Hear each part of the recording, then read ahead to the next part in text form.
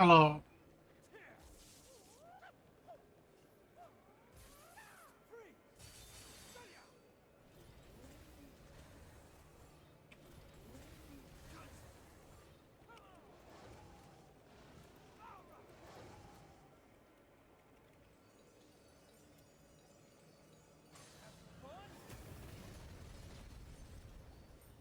Okay, so you know how earlier I did like an hour-long analysis on every weapon trailer?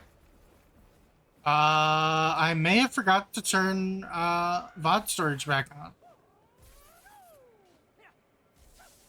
And in fact, I'm going to triple check that it is on before I continue.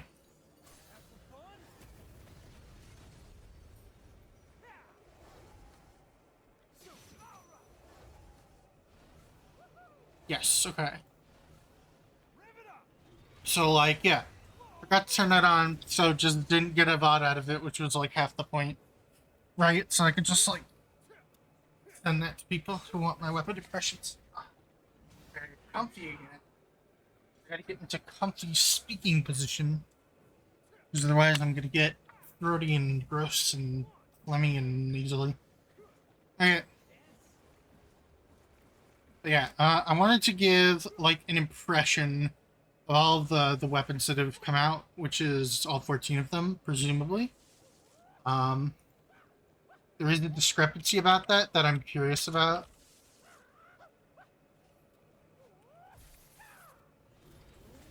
Uh, let's just get into it. So like, start just before to like belabor that discrepancy. Um, Gamescom starts on Wednesday. It is currently Sunday. There are exactly 2 days in the gap between Sunday and Wednesday. They didn't introduce any new weapons in Gen 5 with Monster Hunter World. However, when they introduce new weapons, it's always on a new gen, mainline game, and it's always in pairs. There are 2 days left until Gamescom. I'm not getting my hopes up because they didn't with World, but it's possible. I'm just saying that it's possible. Here, let me pull up in chat as well.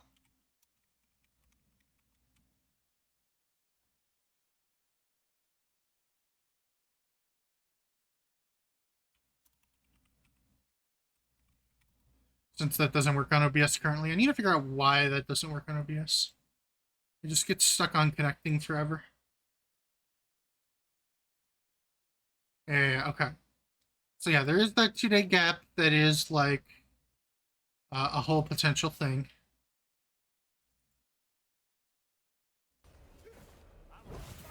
Hang on, I'm just looking at something real quick. I don't know why I could see this like capture highlight around the area that I'm capturing. It's kind of an odd choice, OBS. Is it new? It must be new.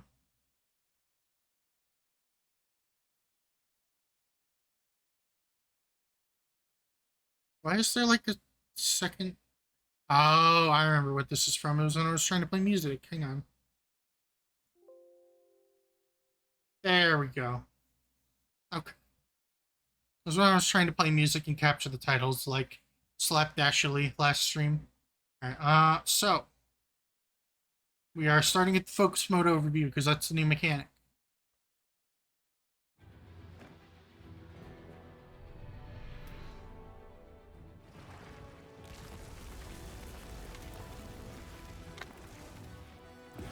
So immediately we could see them aiming a greatsword charge attack in like a 180-degree arc.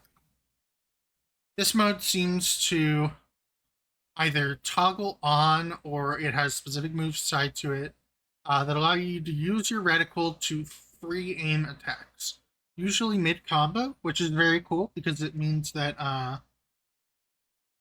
generally you're going to have a lot more like rotational control, and you'll see this theme coming through in other elements as well, where your character has a lot more fine positional control between combos. They're less static in this game, which is cool. I've noticed in World and Rise they have gradually increased the amount of like basically turn rate in between different combo animations. I think this is a good way to clamp back on that potentially, right? To pull back on that change and have them be more rigid like they were in the old games, but then give people other ways to reposition that are more engaging than, like, increasing the degree limit between attacks from 5 degrees to 20 degrees or whatever. Um, it's potentially huge for Greatsword in particular, obviously. Seeing that bit, I wonder if we'll be able to aim TCS. That'd be cool. See a little SNS gameplay here. SNS is pretty low on my weapon chart. I will say that I do play every single weapon, so I'm going to analyze it with, like, coming from knowledge, right? SNS is fairly low on the playtime list. I have a decent amount of time on it in GU and World, mostly base World. So I'm not super familiar with Perfect Rush, which is a World Iceborne and Rise thing. But I played a shit ton of it in GU, and I played a shit ton of it in World. So my opinions might be kind of not super in depth on SNS specifically, since it's so low on my playtime chart. So this I love. I love that. Okay, so like they specifically say, while hunting, attacking the same parts of a monster continuously may create wounds on that body part. So it's a bar you fill up basically on an individual hit zone. I like this way better than Clutch Claw. Clutch Claw was an annoying mini game, sort of like mounting is, but way more obtrusive because you needed to engage with it to deal decent damage. I don't buy into the like line like, oh well, you could just not use Clutch Claw. Yeah, man, if I want the hunt to take 2 to 3 times as long per fight, that's just not going to happen. That's like that. That's like, it's like play naked with just your weapon, right? Like it shaves off so much damage and like utility to not use it that the idea of not using it is absurd. So I was kind of annoyed at Clutch Claw because I found the minigame really clunky and annoying, especially on weapons that needed to double up. They eventually did sort of soft patch it with a gem that allowed double hit softening weapons to single hit soften, stuff like that. I don't think that went far enough. I really like Ice's re-implementation where it's a small damage boost that like you get a bit of bonus on a little icing on top, but the hit zones are actually good and endearing. I like this implementation. It keeps the cool softening mechanic, which I don't think is bad in isolation, but it integrates it into the regular gameplay without you having to interrupt yourself constantly to do this dumb, stupid minigame with Clutch Claw.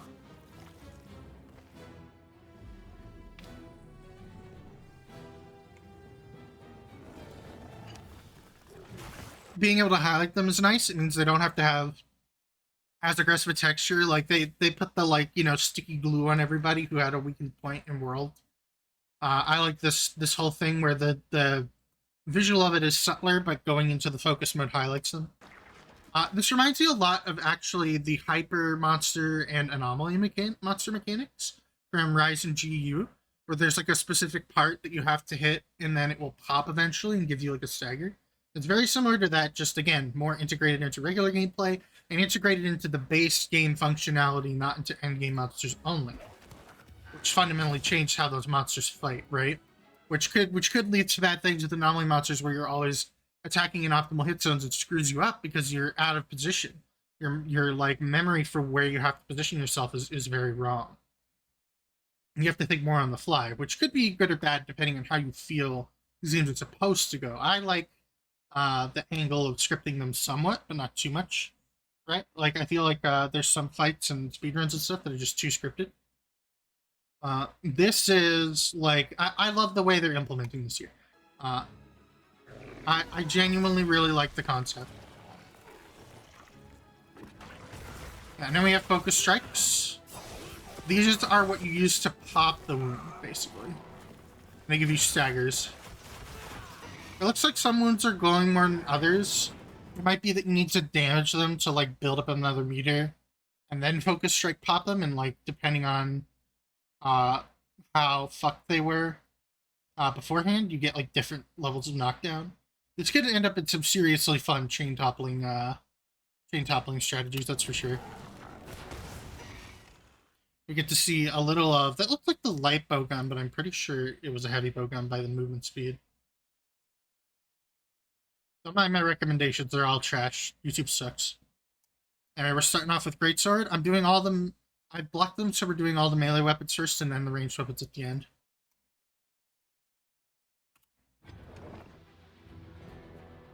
So we already know that we can aim charges. Big fucking deal. Huge fucking deal. I will say, I love the Foley for this game. The sound design is top notch.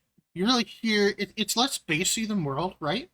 It's got a little more. It's got a little more like high and mid sound to it.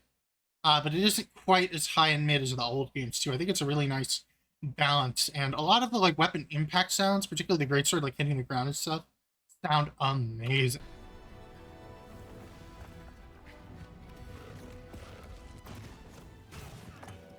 Dunk.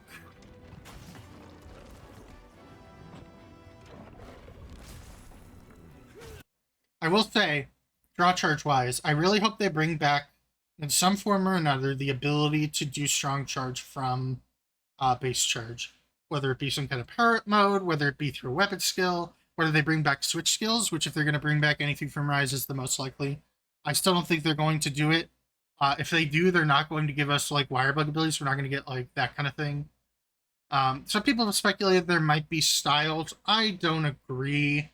I don't think there's going to be styles. I think that there is a lot of GU style concepts integrated into this game though, which is exciting to see. But yeah, I really want the strong charge on drawback from Valor GS, just so that like draw style could be competitive again. Giving it a big elemental value in Iceborne, and then like also a skill that gives it 25% like physical and element modifier or whatever definitely made it better, but it was still not competitive. And I just find the like lean into the strong charge that you do in Valor just so satisfying. That's always on my wish list for Greatsword ever since GU became the not the most recent Monster Hunter. This is all pretty standard Greatsword fare so far. You can block stuff. So that's new. The uppercut slash has a different animation. I think this is the regular uppercut slash, but we could charge it now. I think that's what's going on here. Because you can see right before they activate it, they actually flash like they're doing a charge. They have that red flash, and they have the right sound effects. There's also the first instance of what we'll be seeing a lot is this like interrupt parry. It's like a counter with a big flash spark effect, this gold spark effect, that plays, and the gold spark will become relevant later because there are other types of counters. This counter always seems to stagger. Either they're always picking something where the monster staggers. This has like a stagger multiplier when you land one of these, or it just auto forces a topple to land one of these special like gold spark counters. I love this new rush attack.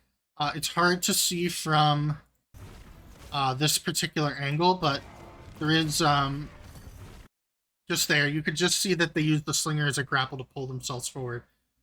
You will see a couple of Rise moves that were Wirebug based make a return here using the slinger grapple, which I think was a great way to keep those animations in the game,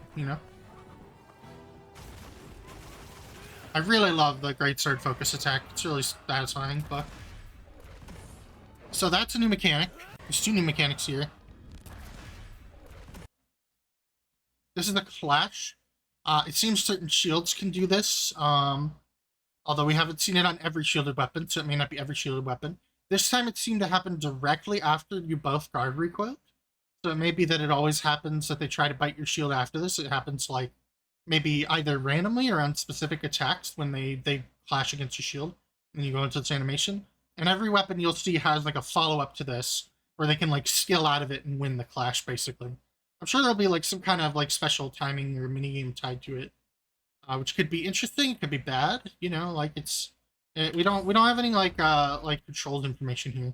There's another new mechanic. It's a sneak attack. If a monster is unaware, you could do a hit that forces a stagger, among other things. Probably does bonus damage. It's cool to see. It's got a little funny effect.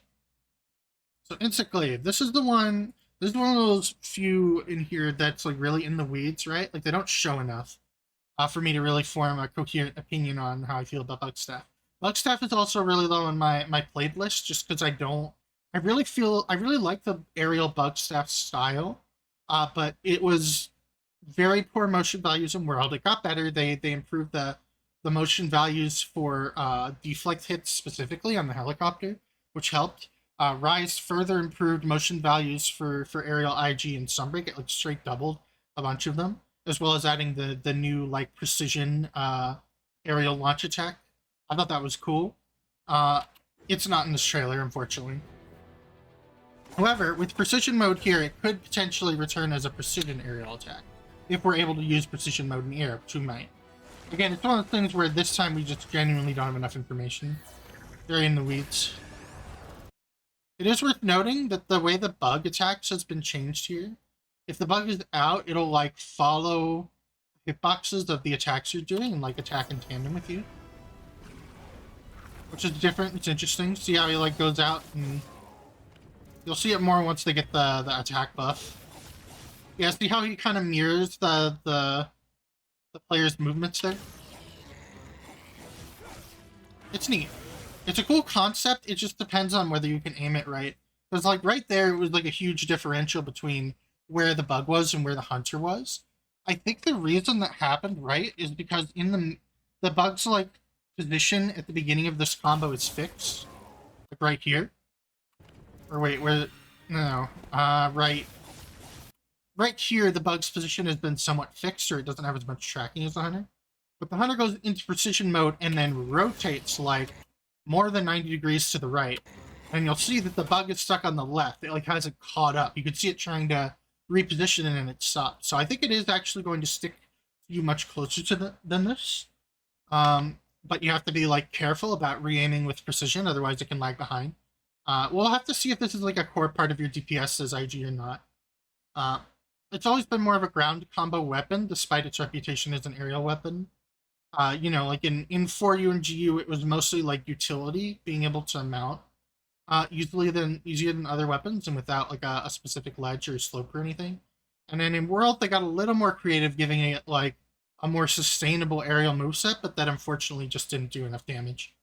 That again improved in Iceborne and again in Sunbreak.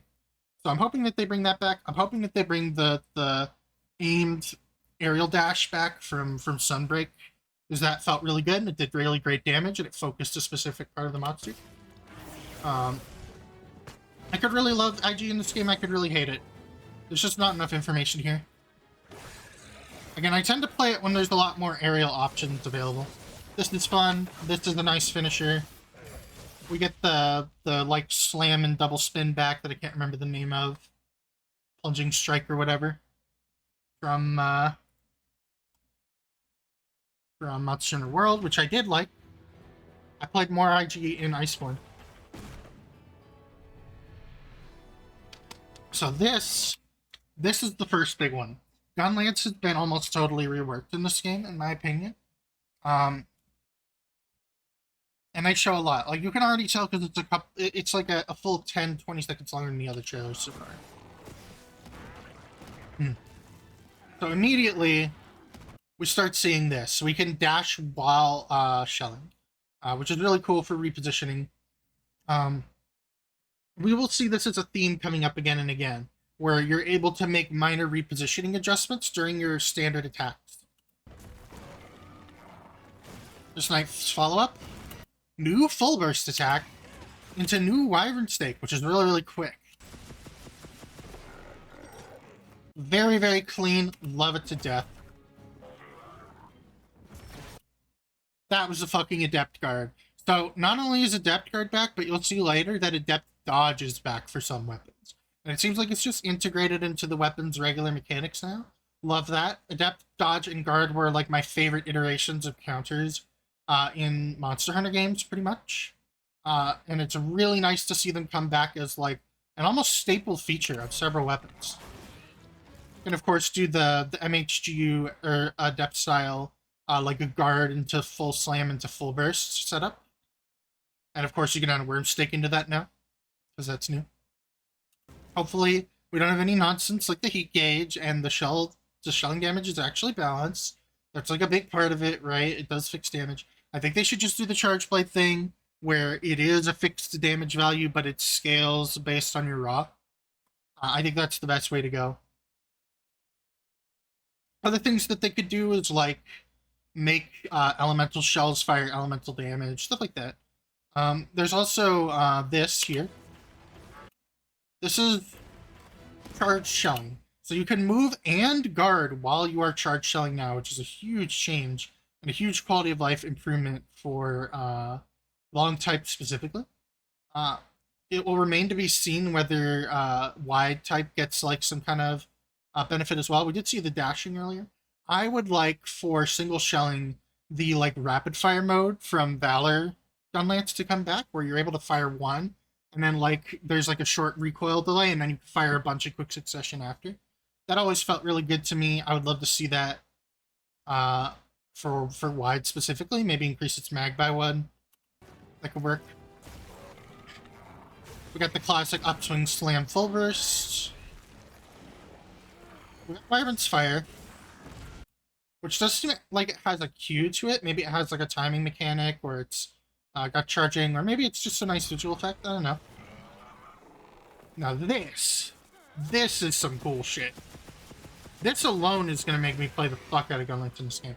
Gunlance is high on my playtime list, actually. I would say it's like above mid tier for like my level of playtime list on all of these different weapons. Mainly just because it's so cool and it feels so satisfying to do its basic stuff. And in particular in GU, all of its styles were really, really satisfying. Well, the Heat Gauge was a huge pain in the ass. In World, it felt pretty great, but it really needed some kind of like inbuilt defensive mechanic, like guard, reload, counter, etc. There's more here too. We're not even close to done with this because we have this. I'm just gonna let that speak for itself. And now I'm gonna go over it. So, I'm gonna slow down that combo actually because it's just so wild. And you get so much data from that one combo. We're gonna be doing a lot of slowing down on this. So, we worm stake. And notably, the character is guarding after that. And the shield flashes. This could be a counter window, a guard point, something like that. We do a quick reload, which notably has the front of the weapon open, which is not normal. And that's because it reloads our worm stick now. We do another full burst. So we can quick reload directly into a quick reload full burst, which is extremely good. And then directly into another worm stick. So we could do like quick reload, full burst, worm stick in a really fast pattern now. Which might, even if the shells are not like as tuned up as I want them to be, it might just be like enough like increase in frequency and pressure to make them stronger just on that merit alone. I loved Wormstake always, but it was kind of pointless in World. It was like a thing that you did like once or twice a fight, the couple of times you did main reload. And then in Rise, it got better because we got the guard reload that reloaded Wormstakes. And also because of just like some changes to how it works, stuff like that. This is awesome. I love this combo. I love the worm stake spam. And I love that there seem to be guard points built into this. I'm super fascinated to see what they do with that, because like up until now, guard points have mostly been a charge blade thing, you know? Like there's been a couple weapons with like innate shield counters or whatever built to their moveset. This is the first time we're seeing like what seem to be real guard points built into the moveset of another weapon. Counters or some such. It is notable that when we see Charge Blade later, it does not have these white flashes. So I think these are something different than guard points. Maybe counter windows. Who knows? Guard points always put you into guard recoil. I have a feeling these are like these are just denoting when the shield is up, and it will be like it will be a GU style guard point, right? Where you continue the action even if you get hit during it. And then we get to see the clash, the hunter winning a clash at the end there.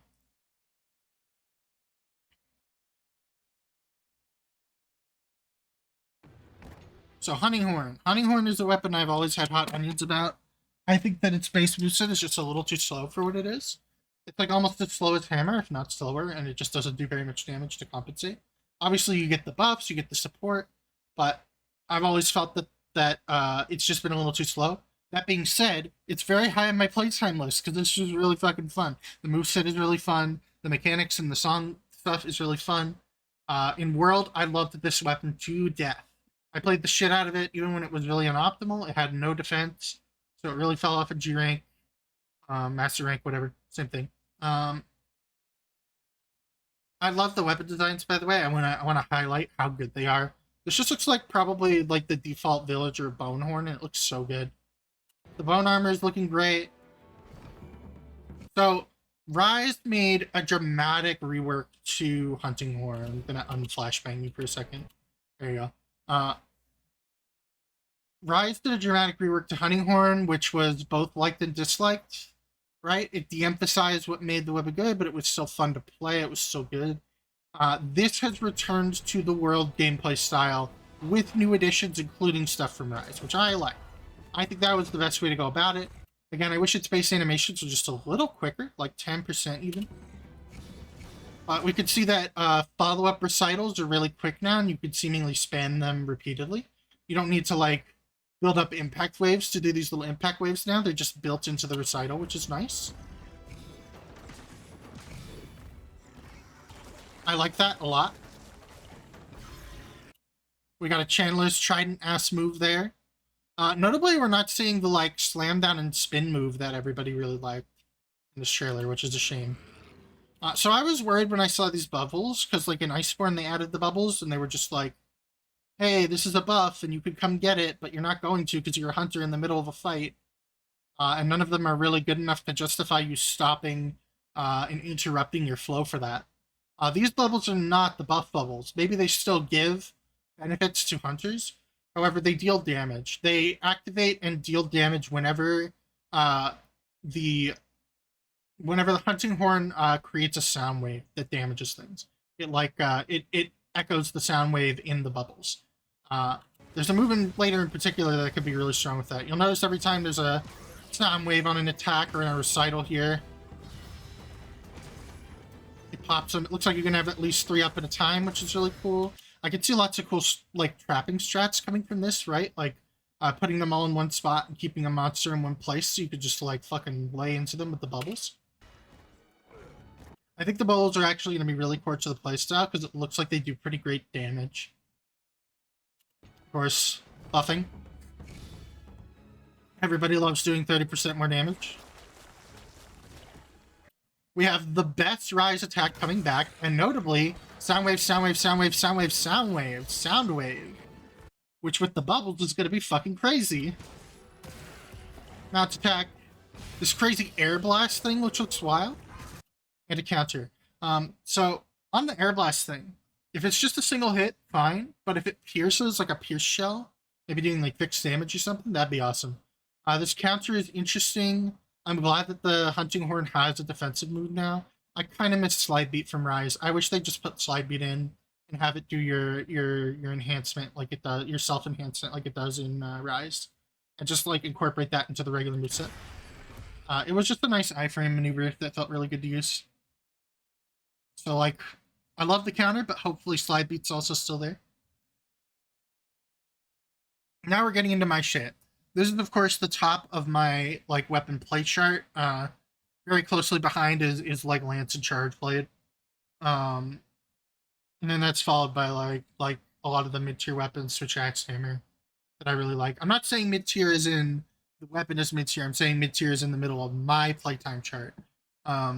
Longsword was my first love, so I have a lot of time on it, and I'm very interested in what it has to do in every game. And I'm very interested in what it has to do in this game. Oh boy. So, obviously we have EI, or II. So, immediately, Spirit combo. So, couple things. One, Reckoning combo is not here. I cry forever. I want Reckoning combo to just replace the regular Spirit combo. However, there is hope for Reckoning combo. It's not shown in this trailer, but there is hope. I really like the way they've reworked the Spirit attacks here. You'll notice further in the trailer that you can essentially input any 4 cardinal directions, and you get like a different animation for each one that repositions you. Again, this theme of being able to fade and reposition mid-combo in fights, which I think is a really good way to like encourage more proactive positioning and like train players into that mindset from an early part of the game. It's like the hardest part about Monster Hunter is learning positioning. It's the most like unintuitive part coming from other action games. So this encourages it and gets us lots of tools for it. I love this theme going through this game. All of the monsters have also gotten like a little more wiggly with their movements, right? In the older games, they had like very deliberate turn animations and not a lot of intense zone attacks. That has changed over time, particularly in Iceborne and Rise, where monsters have gotten more and more zone attacks and their movement has gotten more and more fluid and less rigid with like lots of like pre-made turning animations.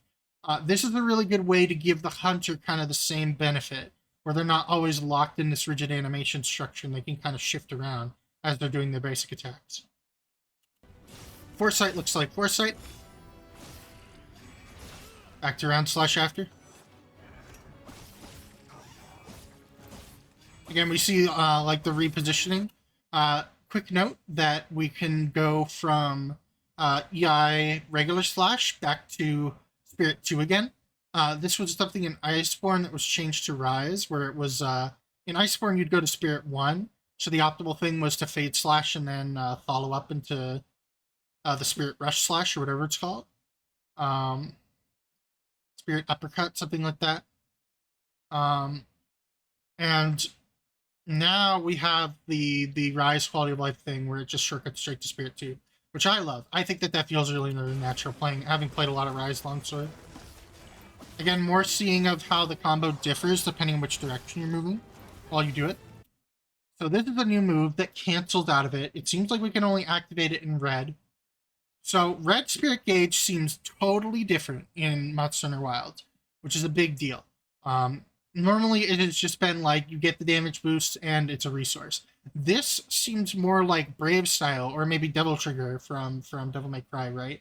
Where it once you fill it, it is a bar that starts to decrease continuously. And you'll notice he's doing lots of attacks that have the trail effect on them, right? This red trail means it's a spirit attack even if we don't get the ring. Probably because this is replacing our regular like triangle and circle attacks, this combo. But it is a spirit attack because it's got the trail. There's this new thing. You'll notice it isn't going down with attack uses; it's going down gradually. So once we hit red, it becomes like a brave mode or devil trigger situation where you have a bar that's continuously draining, but all your shit is enhanced. Your moveset totally changes, and this is why I believe there is hope for Reckoning combo. I believe Reckoning combo might be coming back only in red gauge mode. It will remain to be seen like how this works. Like when it runs out, does it reset us back to no bar? Can we reset it by doing more spirit combos mid drain? Right? Can we refill it in ways? I think this is an excellent change because Longsword has become very counter plus explosive super attack focused, and instead of like doing that this time, they've gone for more of a counter plus combo playstyle. It feels like where they're kind of reviving its old identity as like a heavy, fast comboing weapon with lots of range. With this mechanic here, with the spirit gauge draining and potentially our entire moveset changing dramatically in this mode, which is going to be super fascinating to see. I'm like so excited to get my hands on this in like the demo in a couple months and to see what people do at Gamescom with it. I also just love the way the combo looks. It's very focused. It's very forward.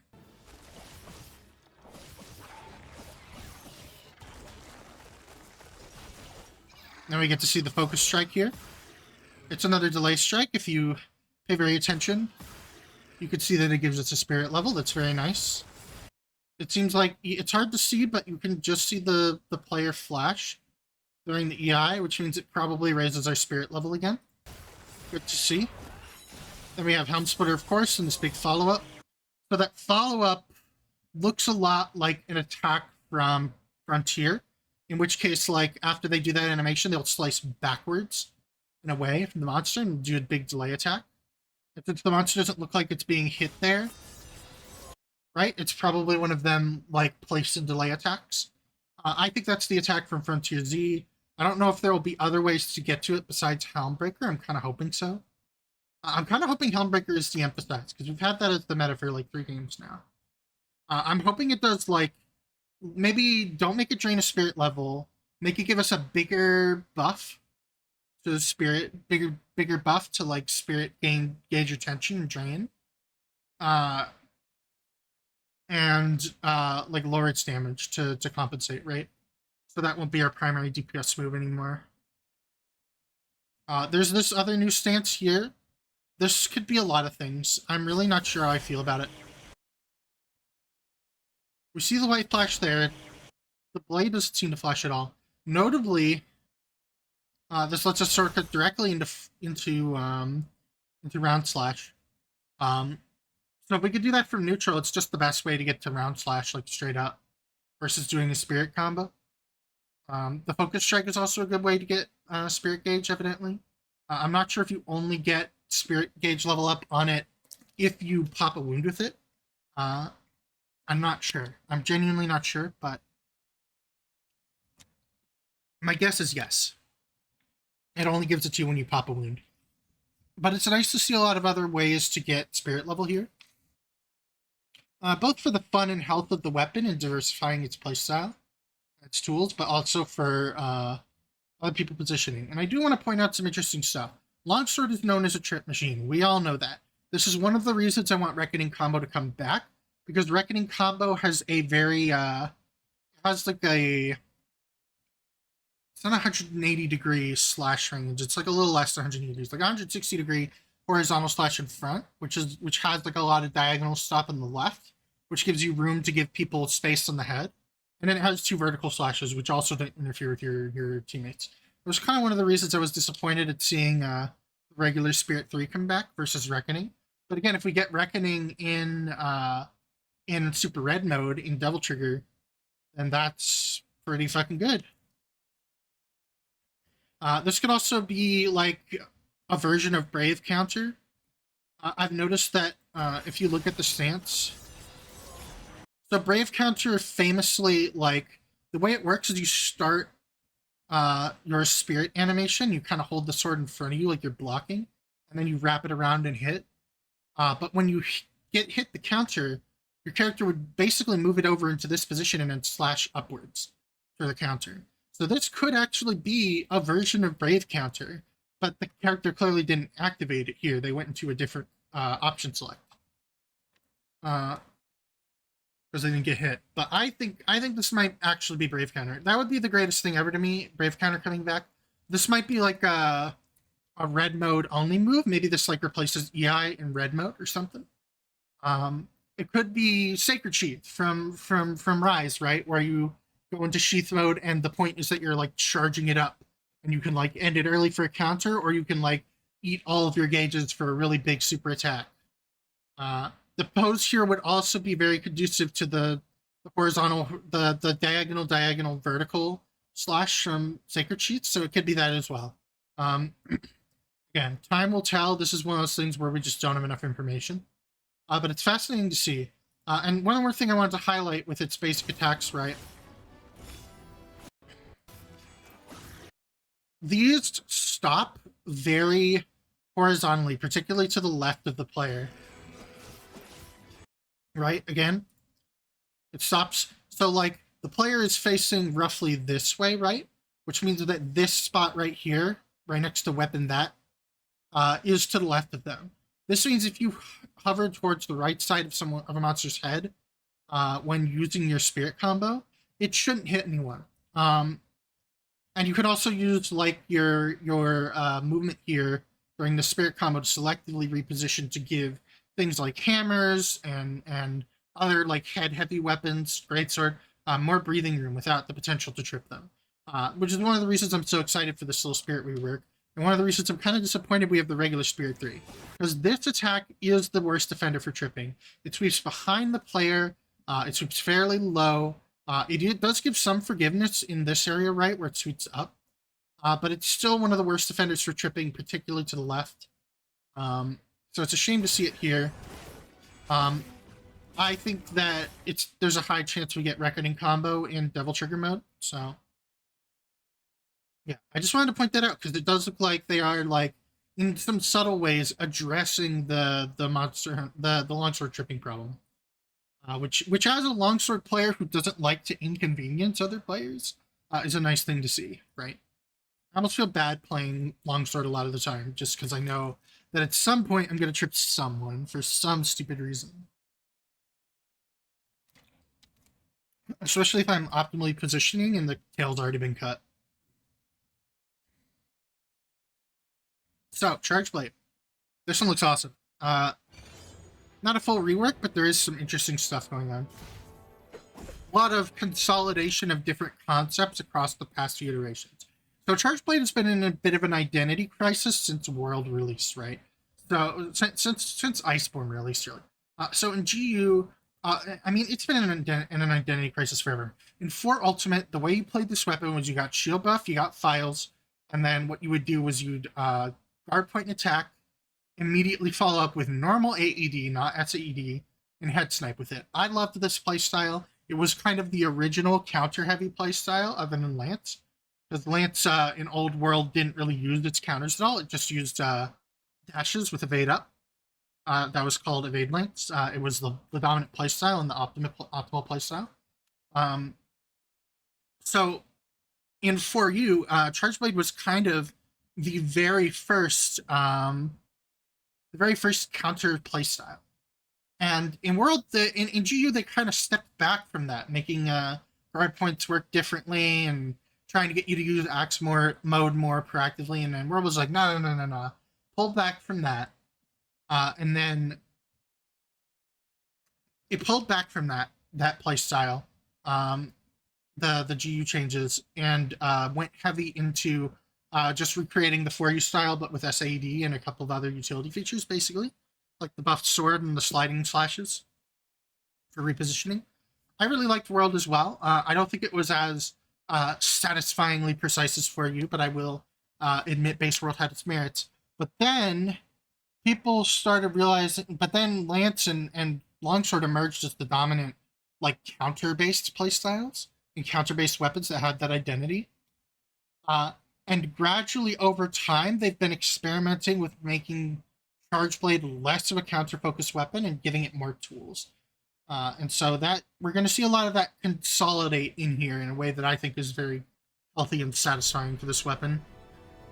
Again, it's very high up my playtime chart. I will note that the sword is quite long. Potentially, it is even longer than swords previously. I've noticed a couple weapons have slightly longer looks to them. The sword and shield looks a little longer than it does in previous games. This Charge Blade does. The axe mode and switch axe looks a little longer. I'm not sure if they're playing with the base weapon ranges a little bit here, if it's just like variants in the models and the hitboxes are staying the same size, or if they're actually going to experiment with like variable range for weapons a bit more, because they didn't really have that in any of the previous games. I will say that this Charge Blade design and this armor design is absolute peak, and it means we're getting some kind of spider or bug monster that weaves webs, which means we're probably getting a spider frame monster. This could be a redesign of the Arachnus set. It does kind of fit the same theme, where it's like very like kingly and stuff. But the model is like newer and nicer. This is one of the prettiest Charge Blades I've ever seen, to be honest. I love the heart shape to the axe here. I love the shape of the sword. I love the way it looks in big and axe mode. And the armor just looks stellar to match. You'll notice a trend of all of the weapons in their armor sets looking really, really good in this, which likely means that we are not getting slap-on designs from World this time, which is great. Everybody hated slap-ons. I will say that these designs are like more garish and colorful than World as well. So while they're going back to some of the realistic graphic style, they're letting the influence of Monster Hunter's more garish and busy armor style kind of seep its way back a little bit more into the game's visual aesthetic, which I like. I think it's a nice balance. Loving the sound design, again, just so satisfying. Playing when you transform now, so good. So far, so standard.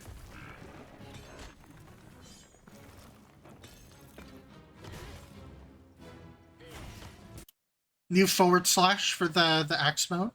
It's not clear if this will replace it or if it'll be like a little different. Standard axe 2. So we get to see the full combo here. to AD, and now a new AD follow-up strike, which I think is really, really stylish and sexy. I just love the way it's animated.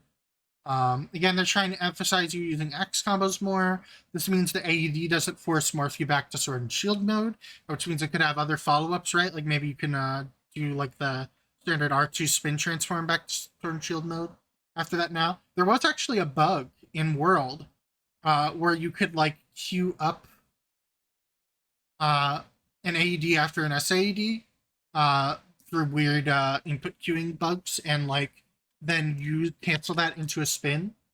And I think that might be what they're doing here, where AED can be canceled out of now. I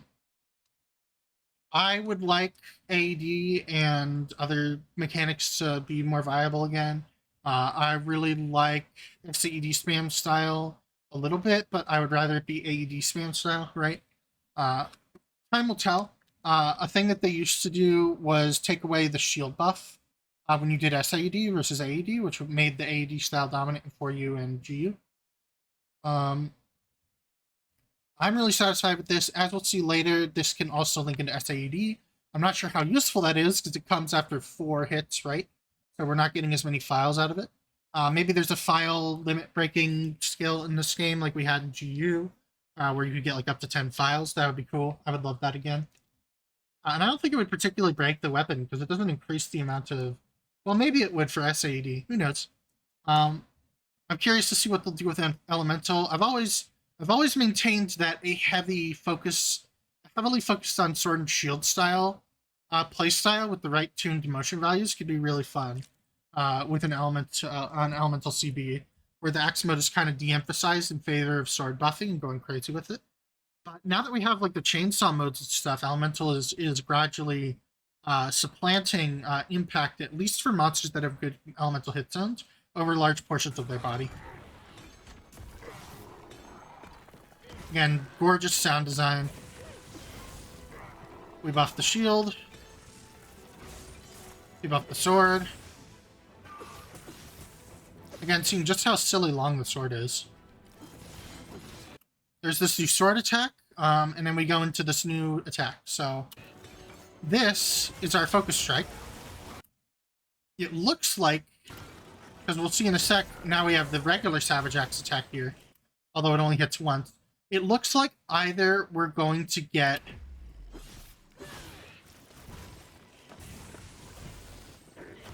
Again, I love some of these new animations and stuff.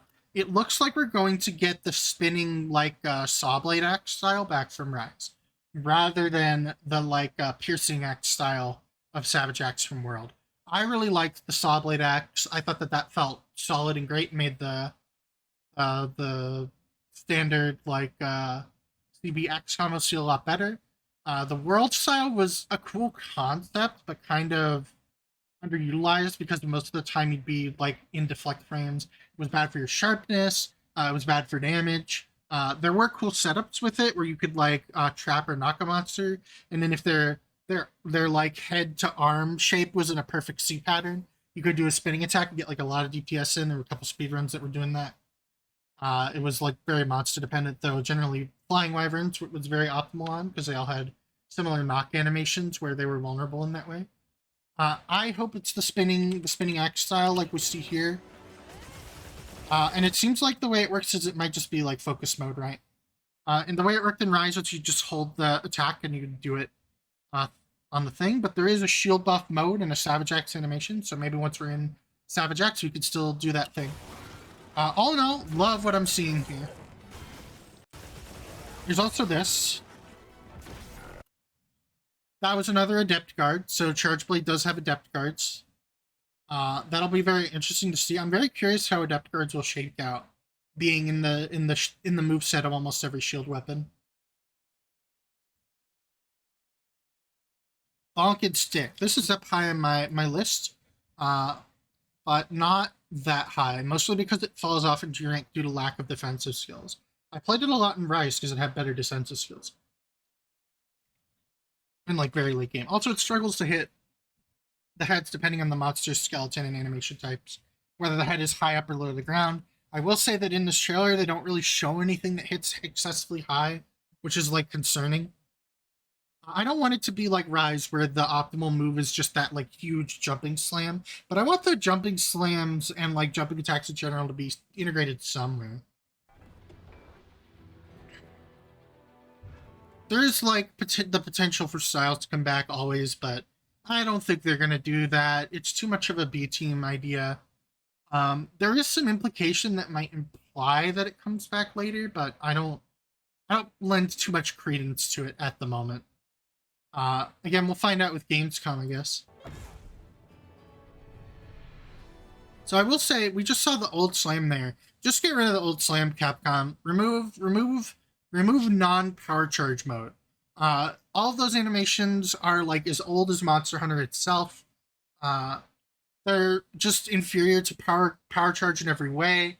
Aesthetically, satisfyingly, mechanically, damage wise, all of it is just weaker, in my opinion.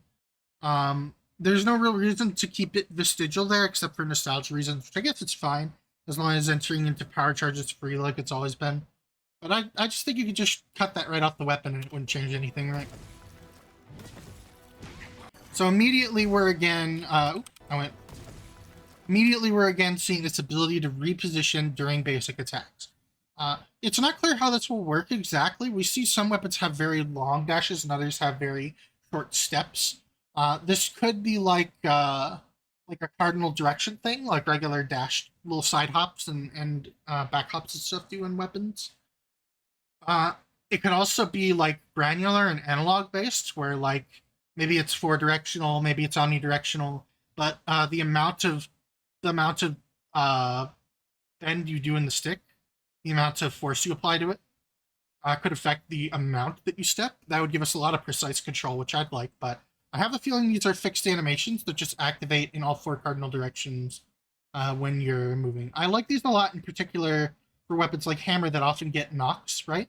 If I'm doing a triple pound and I knock a monster, like after pound two, if I'm doing a pound upswing and I knock the monster after pound two, and the monster falls over, being able to reposition and then keep the upswing to do the to like retain the combo stage is really, really good. This alone will make the triple pound combo more useful in this game. It's been a little vestigial to the last few games. It used to be like, other than the charge, the way to go, right? Like you would in GU and games before it, if you weren't using charge attacks for their safety, you were predicting the monster's behavior and using the golf swing because it's the best move in the kit. It's still one of the best moves in the kit. It's just not as accessible. It's just not as accessible relative to the other very good power charge moves and stuff. And it's no longer the best move in the kit with the introduction of the Big Bang Slam and stuff like that. Um, but I would love to see this like and the mobility and stuff like this really does speak to trying to tweak Hammer in all the right ways, in my opinion, which is good. Really emphasizing the mobility over Greatsword even more. So this is a move from Rise. If you're not familiar with it, it's called Keeping Sway. It does interrupt the duration of your charge, right? So like if you think of the charge as a counter ticking up, it will pause it while you're in the animation, so you can use it to delay the charging of attacks, which can let you land those middle charges a little easier. But also, it is an iframe dodge, so you can use this proactively in fights to create openings, avoid stuff, which allows them to put in the more aggressive style monster they've been making in recent games. Almost every weapon has some kind of more involved iframe move or counter or something built into it. With the return of Adept Dodge, we may also be seeing like an Adept Dodge version of this. Like maybe you can. The way Adept Dodge works is if you get hit during iframes during your roll, it activates the Corkscrew Dodge. Uh, Keeping Sway could potentially do that because I don't think they show it actually. Yeah, they show it in action, but they don't show it actually dodging anything here. So it could also have the Adept mechanic that we'll see in some weapons later.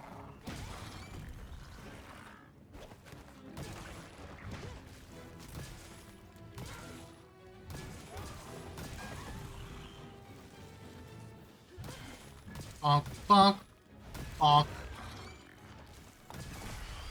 We could see that the golf swing is our big flash counter here, what I'm calling interrupt counters for now, until we know more information about them. And then there's this move, which looks awesome. So I think that this is actually the move from Rise, just with a new animation. So in Sunbreak, they added this move that replaced your like spinning slash when running on charged mode. And it was a cool like 3-hit upswing combo that you could then hold charge and power charge to loop back into power charge mode. The way it worked there was that you could actually hold charge while the animation was playing, uh, and then do your special little power charge dodge back into power charge mode, and it would remember the stage of charge you were on while charging it during the attack. It was a little awkward, but it just worked so smoothly, and I had a lot of fun with that shit. Uh, so if this is anything like that, I'm already super enthused. It does look like it kind of replaces one of the running charges, among other things. It doesn't look like the hammer is buffed here, like it would be in power charge mode. Like it has a subtle white glow when it's in power charge mode usually, in world at least. And so this could be the same thing where we're either holding the button to charge, or this could also be like a 3-stage combo mechanic. I know Rise added back the like uppercut and pound to the running power charge, which I liked. So this might be a new like power charge mode running attack versus the spinning uppercut that you can do with the multi-stage stuff. They've always had the idea of a multi-stage on the running attack, but it's always been kind of awkward because they were using a mechanic and animation set for it from back in like literally, like Gen 2. This looks like an evolution of that potentially. You can see that the hunter goes through multiple stages of charge while doing it. I'm very pleased to see that in particular. Exciting. God, my recommendations are so fucking rancid. I can't fix them. Nothing I do will fix them. It's crazy. I tried deleting all my history and like heavily controlling from what I watch, using the don't recommend me this feature.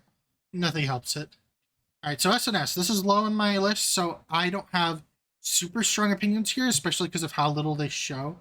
This is another one of those weapons that's really in the weeds. It's really in the details of how it plays as to how its playstyle will shake out. It's in armor sets and skills and what is optimal DPS and how to link it to the best chains, how to spam X, Y, or Z. We have this nice new little spinning slash again. That with these step moves is like another example of them using repositioning heavy stuff. So notably, like, look at how far they step to the right here. And then look at how short they step to the left here. This is one of the trailers that makes me think that the, like, step motion you can do during basic attacks is potentially, the step motion you could do is potentially analog sensitive. So you can, like, adjust the distance that you actually move by moving the analog stick less or more. That would be really cool. That would be the most, like precise version of that they could do. Sucks at guarding what else is new. So, small detail here.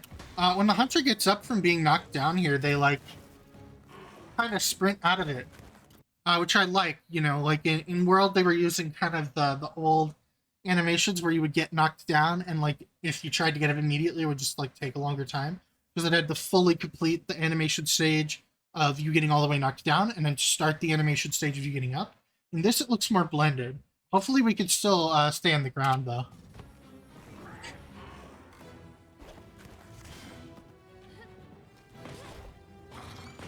Nice focus strike. Little clutch claw inspiration. There's this, which might be a perfect rush finisher.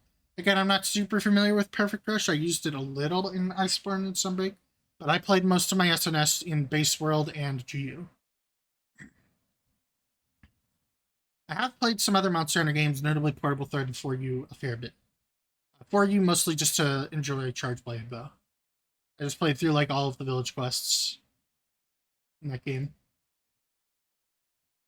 Now we're getting to another one of my babies, Switch X. This is pretty high on my chart behind my big three.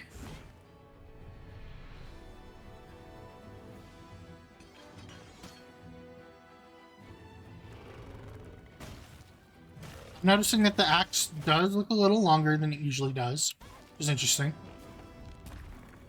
Might just be some weird perspective stuff, but again, we see that ability to step around while doing basic attacks. There's like one of those recurring universal mechanics, which is really cool.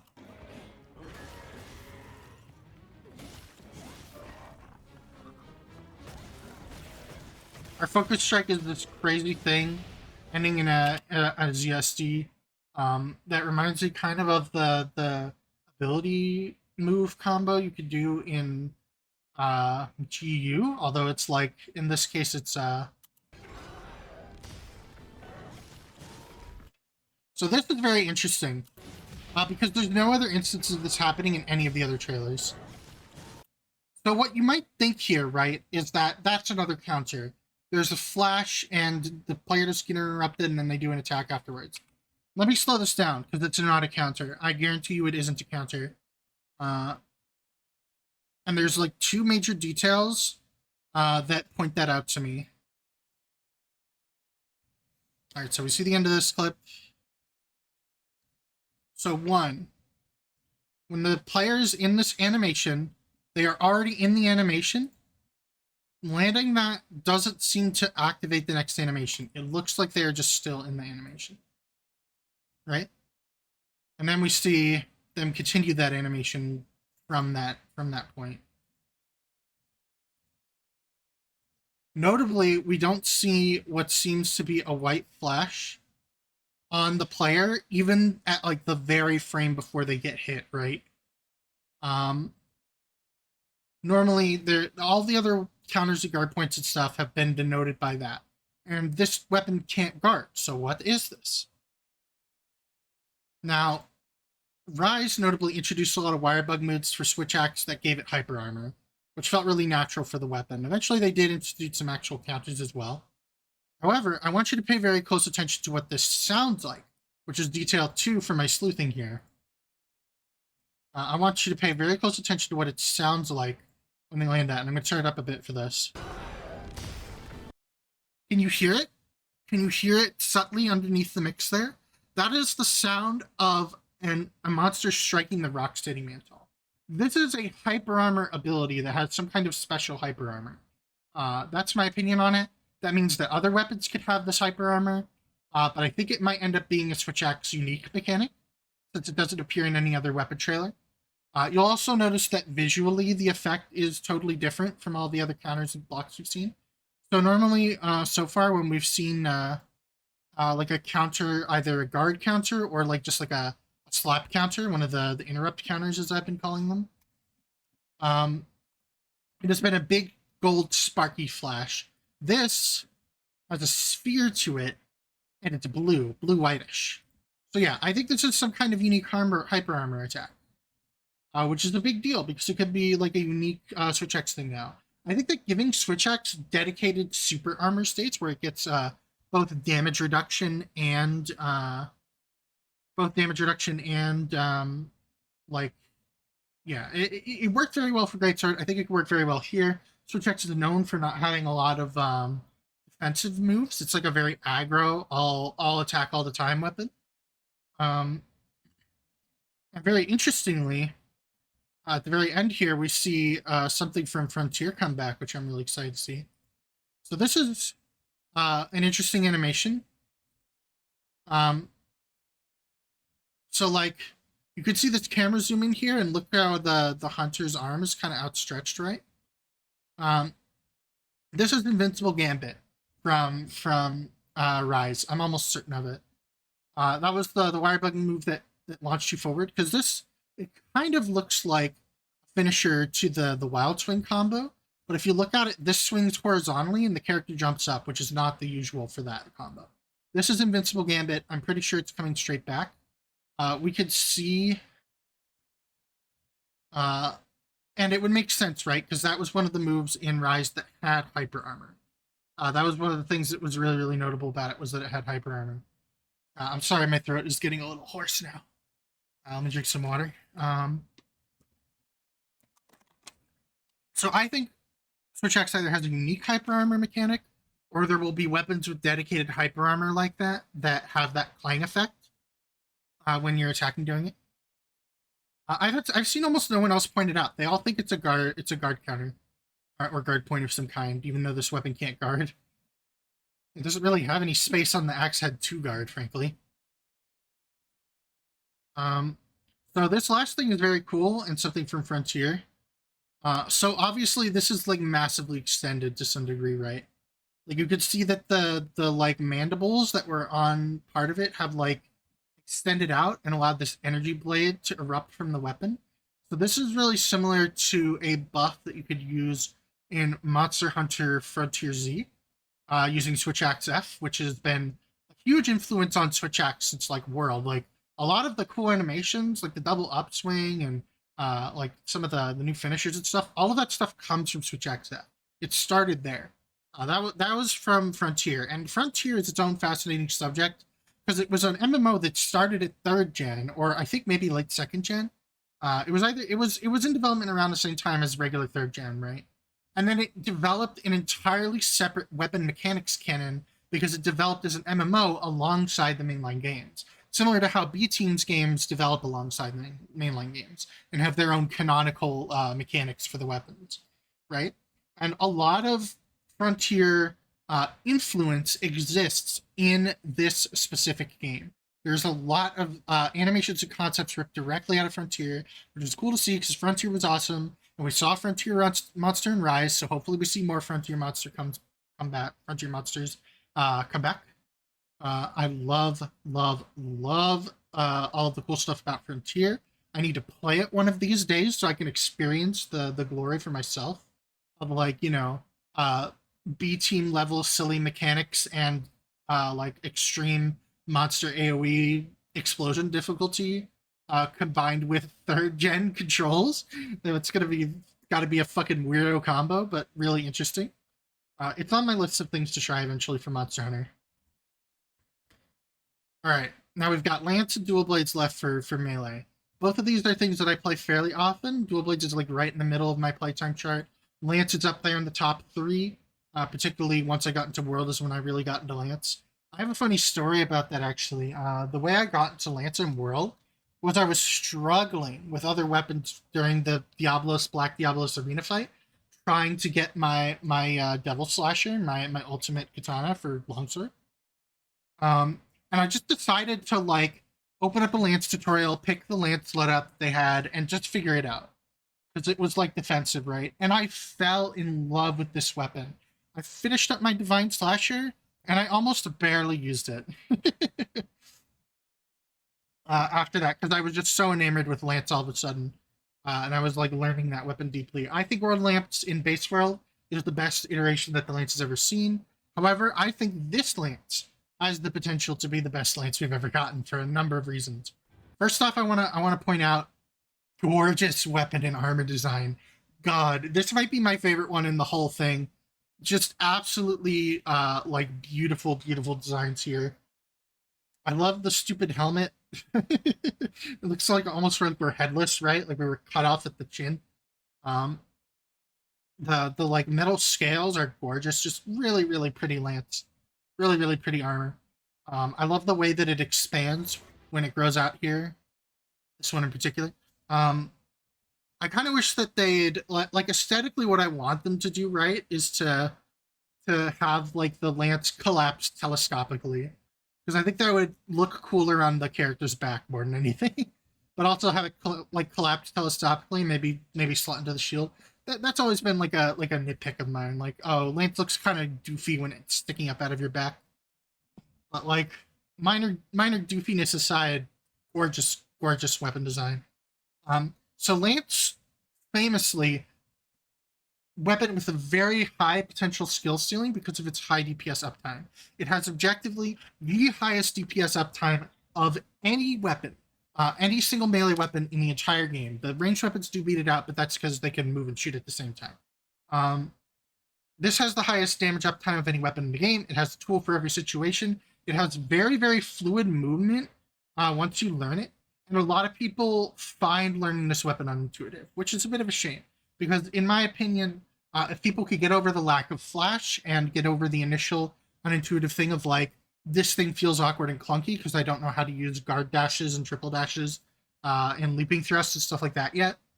I think that a lot of people would really like this weapon. I really do think it's like an education issue of like Lance has not hit its inflection point in popularity yet. This has some nice quality of life features and declunkifying elements that do help that though. I really liked World Lance to death. I was very close to replacing it in my head with Rise Lance. But Rise Lance still had some quality of life issues and other problems. Like ultimately, Rise Lance optimal playstyles came down to utilizing mechanics that I thought were boring, usually wirebug move spam. And that was because the motion values were low. In base Rise, it was even worse, where like the like running thrust after counter thing, wirebug move, that was like all you did with Lance in Rise. And then in Sunbreak, it got better because they nerfed that move and they buffed all the other stuff. And the optimal playstyle became kind of like elemental with the damage buffing counter and lots of other stuff. I liked Lance and Sunbreak a lot more. But they also buffed all the base motion values, which I'm hoping is carrying over to this game. I think the base motion value buff was really needed, and it really would make Lance competitive with other weapons. Because again, very high skill ceiling. It could be competitive with some of the other weapons. It doesn't sit at the bottom of the speedrun charts, right? It's usually not behind like Hunting Horn, for example. Hunting Horn is usually bottom of the speedrun lists, with the exception of Rise.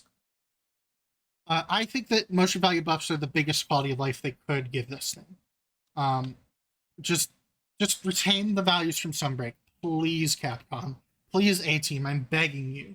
Please make weapon do good damage.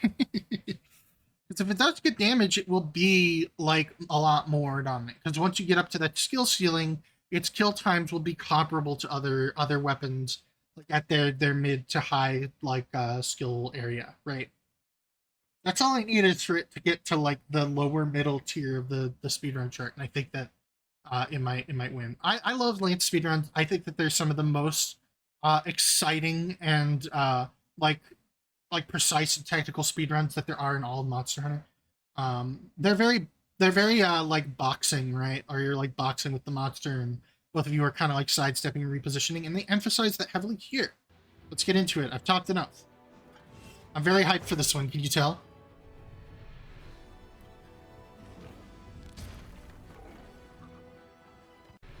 So immediately, if you look very closely, there was a little movement of the shield there. That is our perfect guard window. The little spin is the insta-block / adept guard window. We could do it while moving now, which is a nice quality of life update. They don't really show that you could do it while moving on any of the other weapons. Yeah, there, you could see it again. Love that. We can reposition during our basic poke combo. This is huge. Again, it looks like there's almost variable distance there, because they repositioned more in the last one. Our regular hops seem to be a little shorter, but that may be fine. I love this being able to reposition. We have a new finisher here. I'm not sure if this is one attack or two. It looks like one to me, the double poke into up thrust. It could be a like 2-stage attack where you're committed to all three and you can choose whether to do up or down strikes in the 2 individual stages. It could be 2 separate moves. Because here it looks like they're doing 2 low stabs and then a high stab, right? It could be 2 separate moves. Who knows?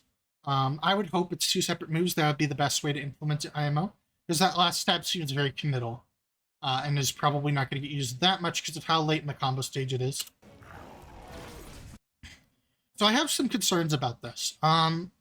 This is a Adept Guard, obviously, and it looks a little bit like the Adept Guard has the Shield Bash built into it.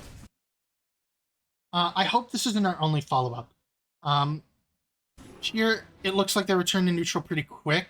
Normally, if you're doing an Adept Guard, you have a very long window afterwards to input another Adept Guard or go into an Adept Guard follow-up. I really hope that Adept Guard on Lance is not just the Shield Bash, man. if we are forced to commit to this, like if it's part of the Adept Guard animation, uh, don't make it consume any fucking sharpness, Capcom. I will fight you. Just don't make the shield consume sharpness in general, please, God. Um, but please tell me there's other follow-ups to this. Obviously, the Adept Guard follow-up in both Rise into the Black and GU Adept Guard is a little clunky. It's a little awkward. It requires a lot of like particular positioning skill and knowledge to use. I like it. Unpopular opinion, I like that move. Um, I think it should still be replaced though. I think something else would be more intuitive. So I hope that there's other follow-ups to this. They don't show any in this trailer, sadly. So Power Guard. So this is a big deal right here with Power Guard, right? They enter Power Guard from regular guarding stance. So this is also something you do with regular counter. So if we can enter Power Guard with from regular guard, we could probably enter it mid combo and from neutral, which is a massive quality of life improvement for the offensive guard skill. For those who don't know, who aren't up to date on the newer Monster Hunter, offensive guard was introduced in Iceborne. It gives you a short duration damage buff, I think like 9-10 seconds, something like that, after guarding an attack within just a few seconds of raising your guard. So it's a timed block damage buff. The problem with it, this was in theory great for Lance, but the problem was that in base world, Lance was heavily focused on Power Guard, which in base world and in Rise required you to use a regular counter and then go into the Power Guard stance from the regular counter. You would like cancel into it. And you could time this out in a way that felt natural and satisfying. However, because you were going from a state where you were guarding to another state where you were guarding, it counted as a one continuous guard. Therefore, you could not proc offensive guard on a Power Guard, which then heavily de-emphasized Power Guard use because you were constantly having to upkeep that damage buff to keep the DPS high in Iceborne. And this is somewhat true in Rise as well, but it's less important because offensive guard would come with the big buff counter that already existed, right? There was that big counter move that would like auto force you into a follow-up thrust, and it would have would like buff your weapon for a time. It was a version of a move from GU as well. I can't remember the name of. So you would get this double damage buff, and it made Lance like pretty competitive actually in Sunbreak. Once they nerfed the like more annoying, like shitty, like Lance wirebug charge thrust counter move, that kind of became the dominant playstyle, at least for casual play, and it was a lot of fun. I think Rise Lance came close to base world Lance, but if this works how I think it does, then that means we can activate offensive guard on this maneuver, which would then re-emphasize Power Guard as the primary way to defend, box, and attack with your Lance, which would be for me the perfect solution. I've been wanting them to do this since offensive guard was introduced. I was actually hoping they'd patch it in Iceborne, but they never did. Oh, my throat is getting very sore now. If you don't know, I already did this stream earlier today, but I forgot to turn VOD saving on because I had that off for a while. So I'm like re-horsifying my voice now. Make sure I'm getting plenty of water. Wet my whistle, and etc. Also, I love Doshiguma and his stupid big mouth. Great monster design. I love the other monster too, the like lizard, because they're based on machinery. So this is a drill bit for boring through rock, and it's totally what the mouth of the drilling lizard is based on. I love that. I love that design motif. It's fucking awesome. It rules.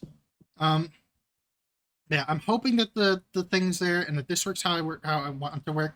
There's another thing later in this trailer that kind of implies that they're trying to quality of lifeify a lot of the existing moves for the purpose of making them more compatible with offensive guards. So it makes so much sense, and especially because it doesn't look like this game has the big buffing counter move, which is a bit of a shame. I was kind of hoping that would come back. So I have thoughts about this. I really like the feel of the follow-up heavy thrust from Power Guard in the previous games. This is a new animation for basically the same thing.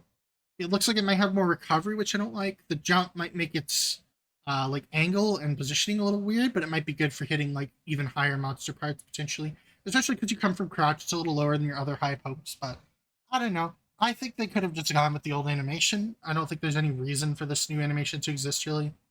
Other than maybe it be you being able to like move in position during it, like you can with the other attacks, but they don't show that here, so I don't know. My worry is that it'll have more recovery, and it might not chain directly into your poke combo again, because this would replace poke combo number 1 for. So potential mixed bag there. The other thing is like, can we omnidirectionally aim it? We better fucking be able to, Capcom. So there's a follow-up to regular guard recoil there. We see our charge, of course. We have this new shield uppercut, which is nice. There's a lot more shield bonking attacks here, which could be very nice quality of life, right? Like, in base world, sometimes if you were playing well, you would, and against the right monster, you would go for occasional shield attacks to maybe get 1 extra stun throughout a hunt. And having more options for it here that hopefully have good motion values is good. Our focus strike here seems to be the running charge from Sunbreak. I like the little detail that we hold our shield above our head rather than below us now, because we're like basically hitting them with the shield. We're like carving them up with the shield as we do this. Again, if this doesn't consume sharpness because it's the shield, that would be nice. It's probably going to consume sharpness though, since regular shield blocking does. I like this move a lot. I love this charge a lot. So both lance charges are in here and for different things since this is focus mode. We could probably turn very precisely during this focus mode, I would bet. And the final hit pops a wound, which is nice. So this looks like regular, counter, which I wasn't even sure was going to be in it, seeing the first part of this trailer. It looked like it was just kind of being replaced with Power Guard. But, so like, we could see that they're charging up while in this stance. The shield, notably, is off to the side. This looks like the normal stance, but the shield is off to the side. Why? Because the shield doesn't actually get raised now until you release the counter. See there? The little blue flash? You kind of like bat the monster's attack away, which is a nice animation, but also, again, going back to the offensive guard thing, this means that you can now use a charged regular lance counter, and you can proc offensive guard with it. You don't have to hit the very beginning of your lance counter anymore in order to do that. It also looks like you can release it whenever you want instead of on the different charge stages. Because it was a little weird about that before, depending on the game. I love these changes because I think offensive guard is so identity perfect for Lance, and was clearly designed with Lance and Charge Blade in mind. But they underutilized it because the Lance moveset was not attuned to keeping uptime on it, right? This could also potentially be another version of the guard buff move, right? Because we're seeing the character flash. I actually want to see, does the weapon like buff it all? No. It's probably just regular counter thrust. You can also see there that it's a double thrust, like very subtly. There's 2 thrusts there. The main problem with regular counter isn't this, although there's a nice quality of life thing, especially because I love offensive guard as a skill concept. My concern here is that you still doesn't look like you can aim this move. It still doesn't look like you can aim this move. Maybe you can, right? Because like the way the charge up works is you're charging it up and then you release it. Maybe you can adjust your angle substantially on release, even if it isn't like a full 360 follow-up like Power Guard has, which is kind of Power Guard's thing. I need this to be aimable for it to be useful in the moveset, Capcom. That's the long and short of it.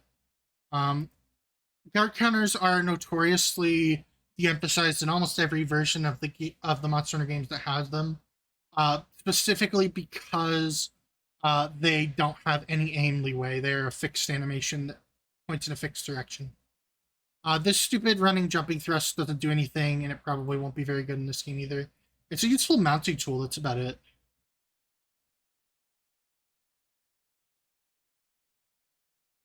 So yeah, I'm really loving what I see with Lance, but we got to get into the weeds before we really make a determination on whether the changes are ideal or less than ideal, right? Our dual blades. I'm excited for dual blades.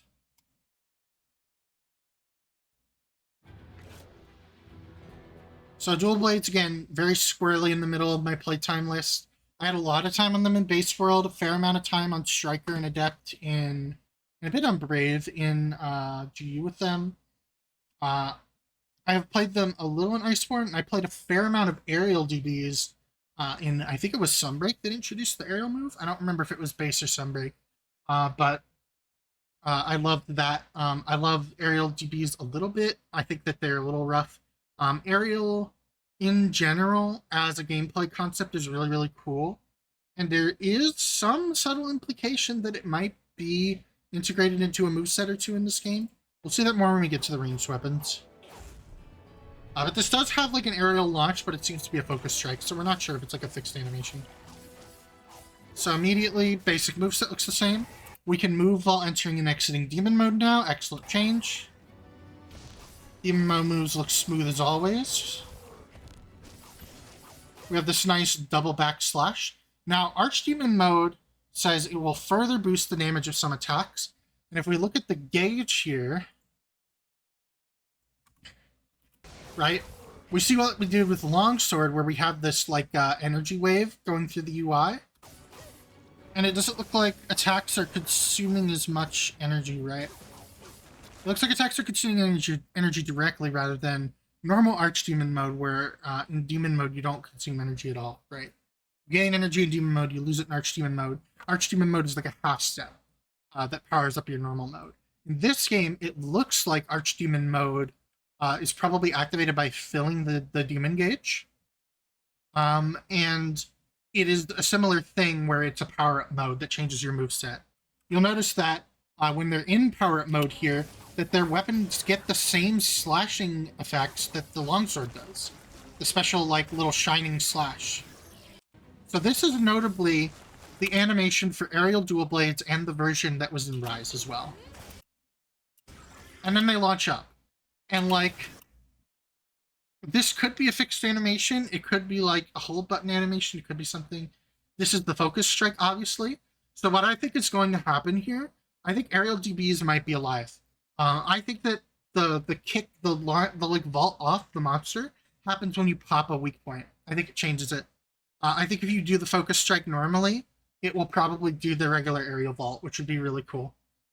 Again, there's like no indication that styles are coming back, but it is possible because we've seen both adept guards and adept dodges, and there is like a couple of hints here and there at aerial style. I would love for styles to come back. I'm not getting my hopes up.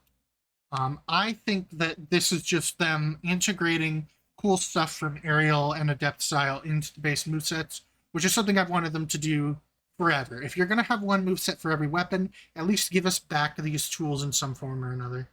But yeah, it looks really awesome. And then, of course, we can use the slinger grapple here to pull ourselves into the cool, like, spine-following demon dance. So there is Adept Dodge. There it is. I told you we'd see Adept Dodge for sure at some point. So, Adept Dodge, it's just there. I actually want to slow it down a bit because there's, like, something I'm curious about with it. Because there's another mechanic going on here that I haven't really talked about yet because there's just so much dense stuff happening. And it has to do with those flashes. To me, it looks like they are doing a demon dash there.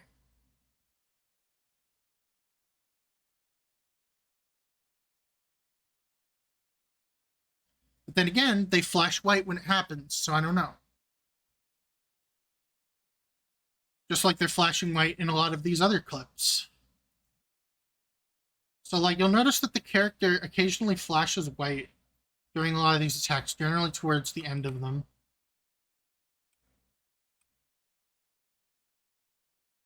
I can find some examples of it, potentially. Let's go back to, like, the beginning of showing the combos there. There's another one there, right? So that could be the way that you activate this special Adept Dodge, and it could be related, it could be on your Demon Dash. Either way, it looks like there's an activation window at the start of some animation. Because it looked like they were in neutral in that other clip where they do show the adept dodge. That dual blade adept dodge is unique in that it attacks while you are adept dodging, which is very fun.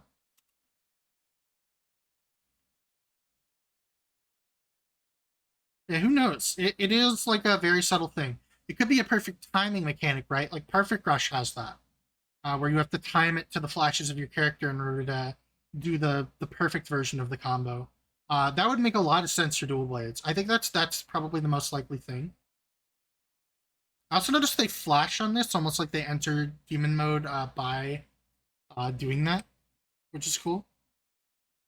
Just one of the coolest moves ever. Glad there's more ways to get to it. Again, there's another one of those white flashes at the end. See that right there? Why would there be a white flash at the end of that, right? Um, with the white flashes, right? If they're dodges, why would it be at the end of that? You're gonna be at the tail of the monster. They're not gonna be trying to zone you at the tip of their tail, right? Generally, I doubt they're gonna make us fight multi-monster at once too hard in this game. Um, I think it's a perfect rush, perfect timing mechanic. I think it will. I think if you activate your next attack on it, it might either change the combo directions it can go, act like perfect rush, where it gives you a different, better version of the attack, or directly cancels your attack earlier into the next move. I think the cancel thing is most likely, where it like speeds up your recovery between moves by allowing you to cancel between them by hitting perfect timing. If you've ever played Phantasy Star Online 2, same thing. That's exactly what I'm thinking of. Yeah, it's really hard to tell whether that is an attack or a dodge there. To me, it looks like a demon dash, though, which to me spells adept dodge, where it works exactly like it did before. You know, you have this nice, helicoptering follow-up. Loving the way the moveset looks reworked here. A lot of movementy attacks. Get a mount attack and this new fancy demon combo. But yeah, that's a big deal, potentially seeing Adept Dodge coming back, and we'll see that it's not the only one as we get into the ranged trailers. Oh, my voice is very hoarse now. Light bowgun. So bowguns have been pretty heavily reworked in this game. They're still using the world style and control scheme, but they have heavily altered them to have like more advanced maneuvers and modes and stuff, which is really cool. So immediately, great looking armor and weapon design, as always. No shitty slap-ons.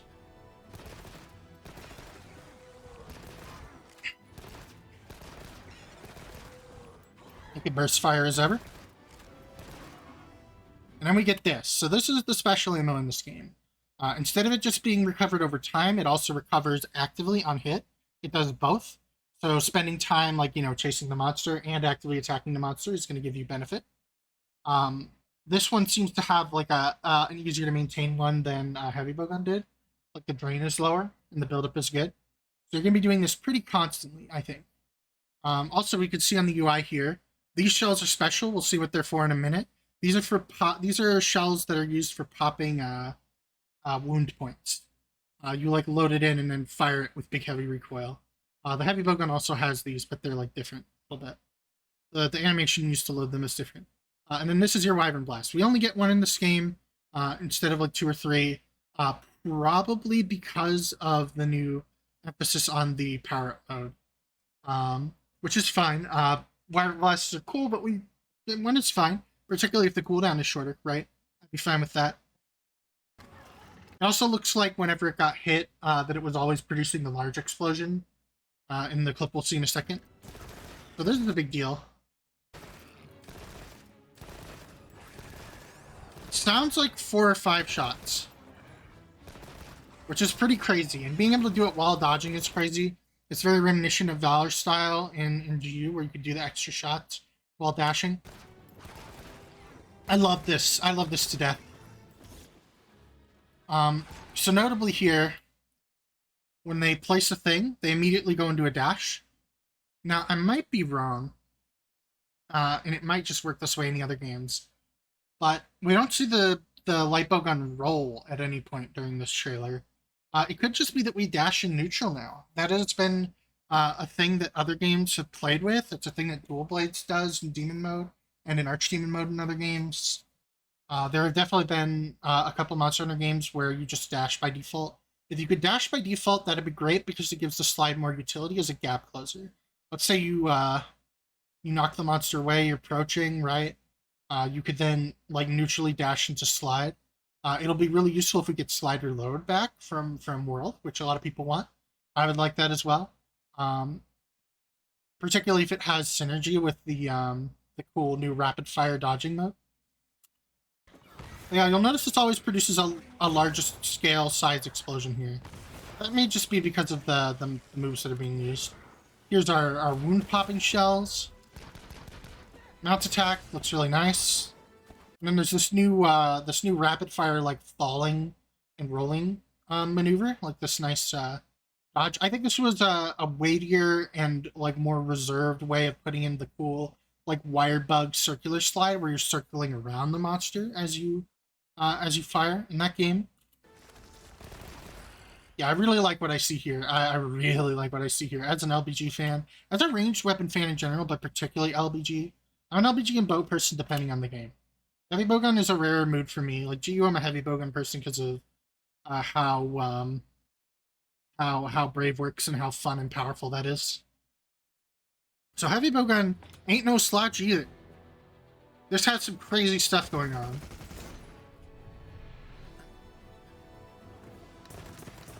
So immediately, it can rapid fire like light bowgun. That is no longer a light bowgun specific mechanic. It is a bowgun agnostic mechanic now. That could potentially be a huge deal because it's great for ammo efficiency. It's great for DPS depending on the setup. Of course, we load in the special magazine to use our power up mode again. I'm actually curious, where did they pull that from? Like, where did they pull the magazine out from? Is it like mounted on the back of the gun? Normally? Yeah, it's hard to see where it comes from. I'm just curious because like maybe they'll have like a cool loading animation where it sits in a holster, and like you could see shells going back into the mag. Is it like it's like you build gauge? That'd be cool. We got this is the machine gun mode. I'm wondering if Wyvern Snipe will come back. I kind of hope they just make it a super ammo type that you can only carry like 3 of, right? Sort of like the cluster shells, the cool cluster bombs. So it's neat. I'm a fan of this. We'll also notice gradually, it's got some steps. It's got some maneuvers, right? Like in World and Rise, unless you were playing with like switch skills and stuff, basically the only dodge maneuver you had was the big heavy roll. It looks like this time they've either, because I haven't seen it anywhere in this trailer, they've either gotten rid of the heavy roll or they've replaced it with this heavy dash function. It looks cardinal direction-y, like it's got 4 directions to it. It looks like you can go further on the back step, probably similar to Lance, where you can hold back to go further. It's a little more mobile now, but that comes with light bowgun being even more mobile than it's ever been, right? Just like a really, really great evolution of both these weapons. There's also this. This is how you load your special shell in for popping wounds. And it looks like you can charge it. It does a delayed explosion, kind of like Wyvern Snipe. There's this crazy, like, counter mortar thing. I'm super curious what that's like. If it's like is it like the Wyvern Blast of this weapon? We don't have a UI element for it. If so, how does it work? Is it an ammo type? I'm super fascinated by that. New ammo types is obviously always like a cool thing. I will say, we can hear a Pierce shot fire here. It doesn't feel like it's hitting very often, which is a bit of a bad sign. Pierce, okay, so I think old Pierce was better, where it only did like 5 or 6 hits, but it concentrated those hits in a small area, so you were encouraged to shoot through optimal hit zones. It sort of works the same in the other games. It just keeps continuing forever. The first several hits are still the strongest ones. But it feels like Pierce was not as good in the other games because like you didn't have the skill element of concentrating all that damage into a specific line on a specific part of the monster. Like for example, like remember Kush's wings were really weak to it, so you'd have to like align the wings like horizontally so that you would pierce all the way through and get every hit. in like GU and stuff.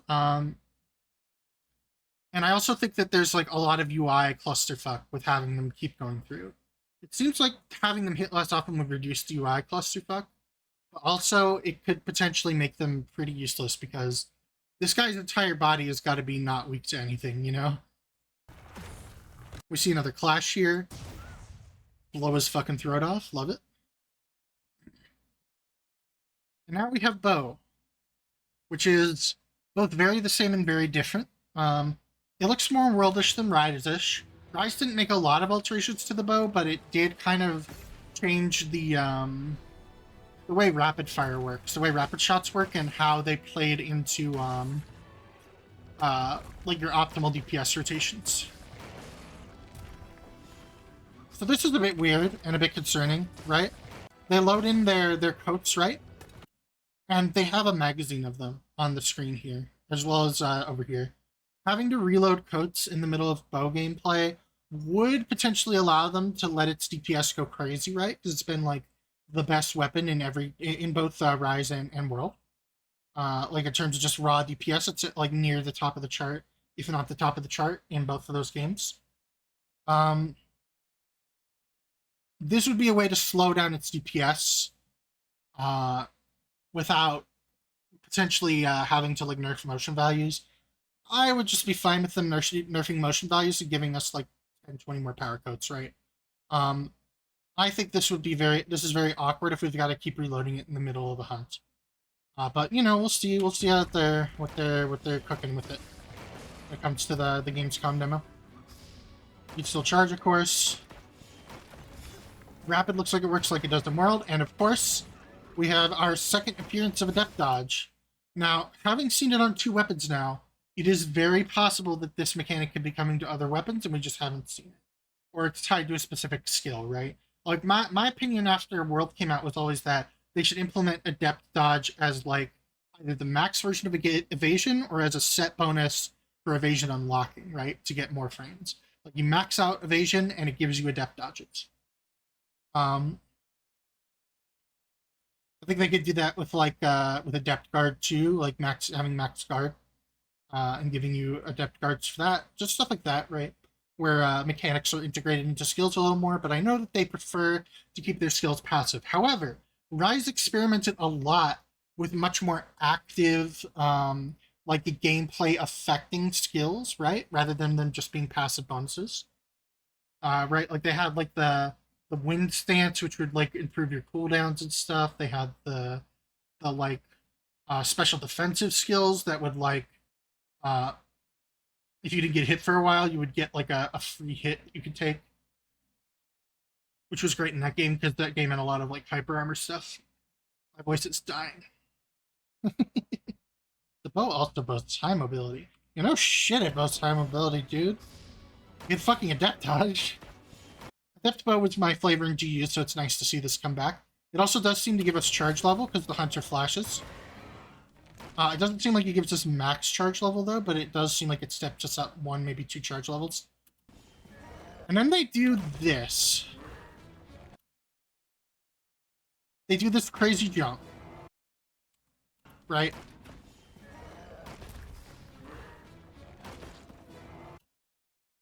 So my question is, like, what is that for? Because just doing it as a dodge doesn't seem any different from doing a regular dash, except it doesn't give you charge, so what's the point? However, the character sticks their feet out when they do it. This could be an aerial vault. This could vault off the monster if you impact the monster while doing it. I think that's the most likely thing for it. That's the most likely thing it does.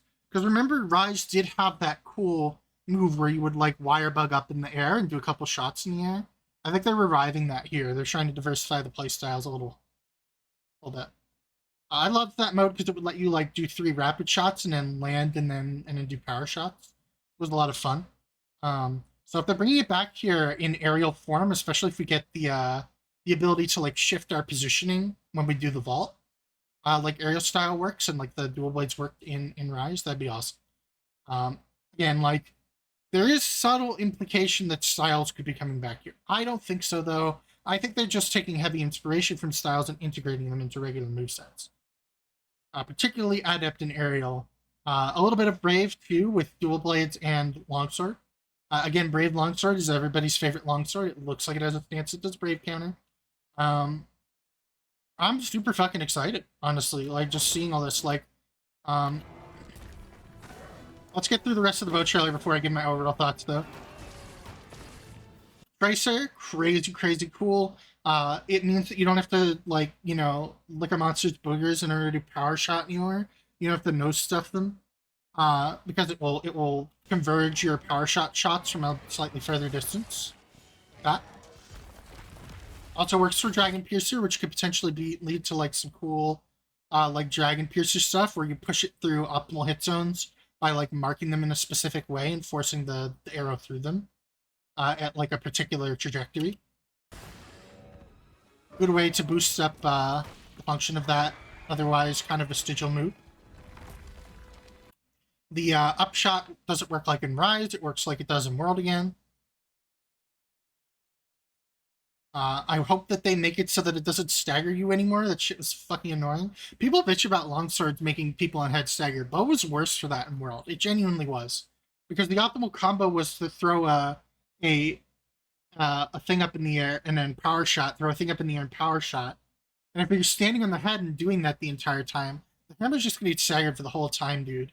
At least there's only 2 hitboxes, 3 hitboxes that stagger you, not a continuous hitbox that staggers you. So now we're taking inspiration from fucking Dragon's Dogma 2 over here, with the fucking magic archer attack that attacks multiple points at the same time with homing.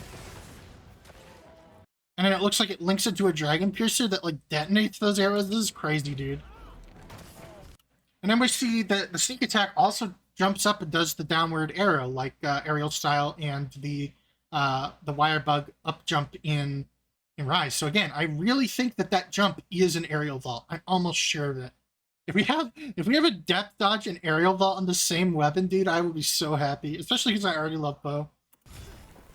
Again, this skin. This was, I don't remember what it was called, but this was the slinger ammo move in World. It doesn't look like it does any fancy slinger ammo stuff here, but maybe I'm wrong. The slinger is still in this game, of course, so we could be seeing it. I'm really fucking pleased with everything I've seen here.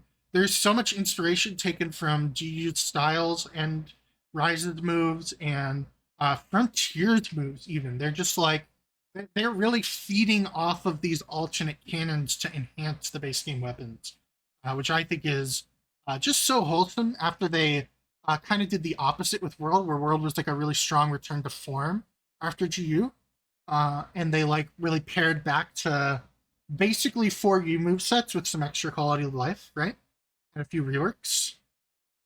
Like Switch X got a little bit of rework. The guns and the bow got a lot of rework. There were a couple weapons that had rework. Dual Blades Demon Mode got reworked. It worked the same, but the animations are different. I really love what I'm seeing here. Every weapon looks like a joy to fucking play in this game. As like a weapon omnivore, right? Somebody who plays absolutely everything. This is a feast. Also, while I'm talking, I'm gonna put on footage of the funny lizard because they're cool. I love this funny lizard. I love that they're biped until they start sprinting and then they go quadruped. I'm loving the way this looks. Some of the other stuff we've seen in the other trailers where maps seem a bit like more open and bigger now. And they have like a dead mode and like lush mode, right? They like bipolarly switch between. It's like a very bipolar climate, and then like that is a real term, by the way. It's not enable as a thing. It's just called a bipolar climate because it's switched between 2 extremes very often. They have like a bipolar climate with weather events and stuff. Looks really fun. The weather events could be cool. This is another big thing that I haven't really talked about yet, is that you can switch weapons while riding in your mount, right? This could potentially be a massive deal.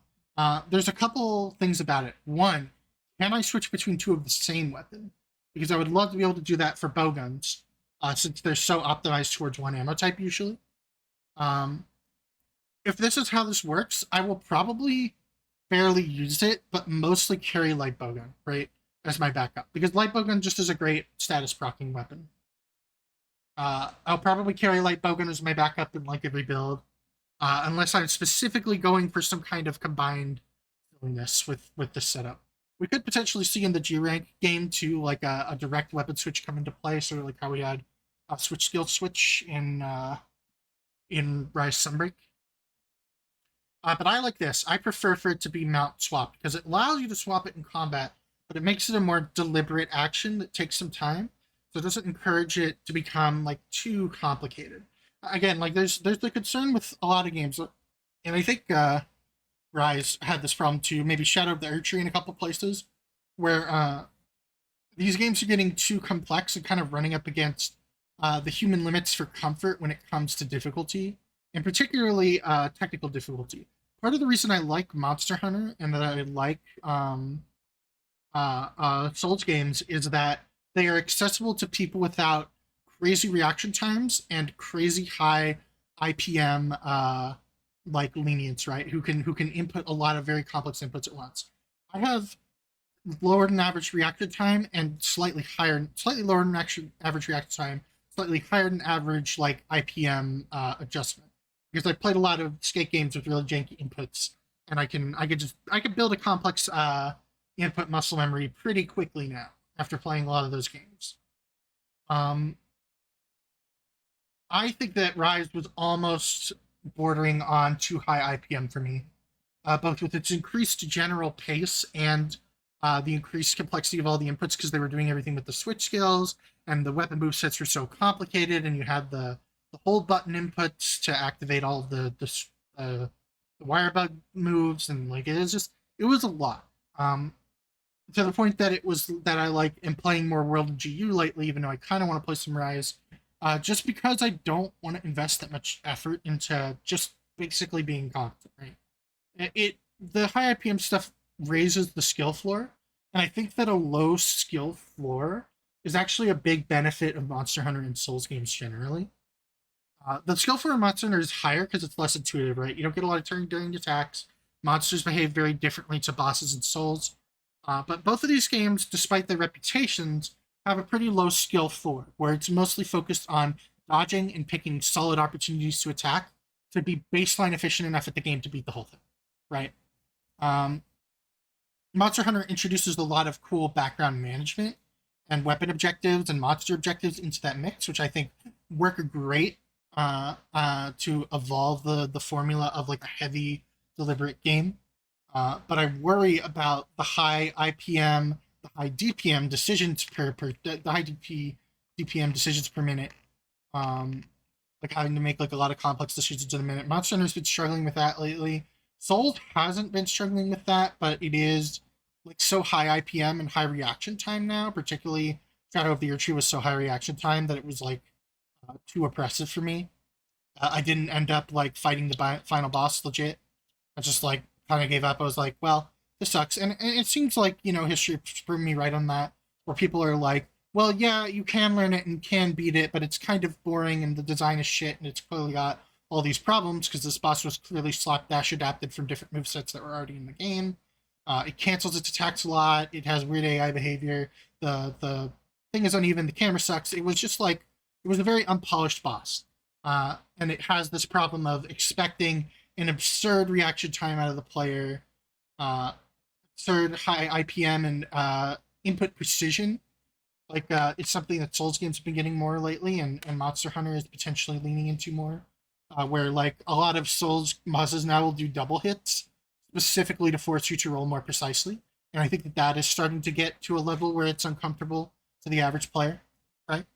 Uh, there is such a thing as like making something too hard, right? Where it becomes inaccessibly hard.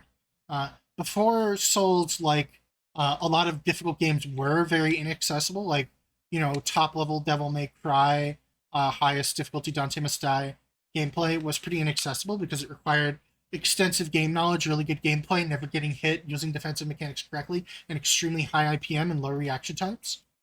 High IPM, high DPM, and low reaction times. Um, when Souls came out, it was like a totally new kind of difficulty. to like most mainstream video games. It was not the first game to do that kind of difficulty, of course, but it popularized it. And Monster Hunter has certainly been doing it for just as long as FromSoft have, if not longer. Depending on whether you consider like the really old Kingsfield games to have the same style of gameplay. I don't agree because they don't have like a funny iframe roll, which is the big thing about Souls that made it different. I think that Souls games have a really low skill floor, particularly in the current difficulty landscape. And I think that's part of what makes them so appealing, right? Is they're very easy to learn, very hard to master games that really reward you for knowing them intimately. And like, I really appreciated that Elden Ring leaned more into that with lots of more like positioning based openings rather than it all being role based, while still keeping the difficulty like as hard as it's ever been. I will even go to bat and defend a lot of Millennia's shit. Right. Uh, I will say that um, there is that concern, and I think Rise really struck that chord for me, where it was just too fucking hard in a way that was not fun hard, right? Where it didn't feel like I was struggling to learn the game. It felt like I was struggling to move my fingers and get them to connect with my brain at a correct like pacing, right? Like I'm physically, due to my brain slowing down, everything not possible, not capable of achieving that level of DPM and IPM and input precision and all of that other stuff. Uh, and this is mostly not a problem to the industry because the industry caters mostly to people under 25, right? But that is changing as you know, like millennials and people who grew up with video games, like Gen Xers, etc., are aging into it, and that gulf is becoming less pronounced. Um, I think that hopefully this will be a return to free form in that respect. That it will bring the pacing down while keeping the weapons really interesting. Uh, GU was like the gold standard in my opinion because it used the old, slower, clunkier, more deliberate Monster Hunter input scheme and monster animation blending and everything. And you where all the monsters had like fully canned animations that they had to fully complete before they could do anything. Um, and their like heads never moved in response to the player, stuff like that. They were very, very rigid in a good way. And then also had all of the really complex animation on top of that. Um, I think this game is poised to be my favorite Monster Hunter if like the weapon trailers are anything to go by. Because this looks like almost the best iteration of almost every weapon, which to me is one of the things that I assign a lot of value to when it comes to games like this. I thought Rise was going to be my favorite, but it turned out not to be just because I don't like how fast the pacing is. Ultimately, once it gets up to the really hard stuff, it was great up until that like post game level of difficulty. Particularly in Sunbreak, it was awful. I didn't like Sunbreak very much because the monster design was just too aggro and expected too much of me as a player. Particularly with how counter heavy everything was. Blah blah blah blah blah. Um, I think there's a strong potential to return to form on the pacing here, and not overcomplicate the inputs. It seems like with the way a lot of these weapons are set up, that their inputs are very contextual and combo driven this time around.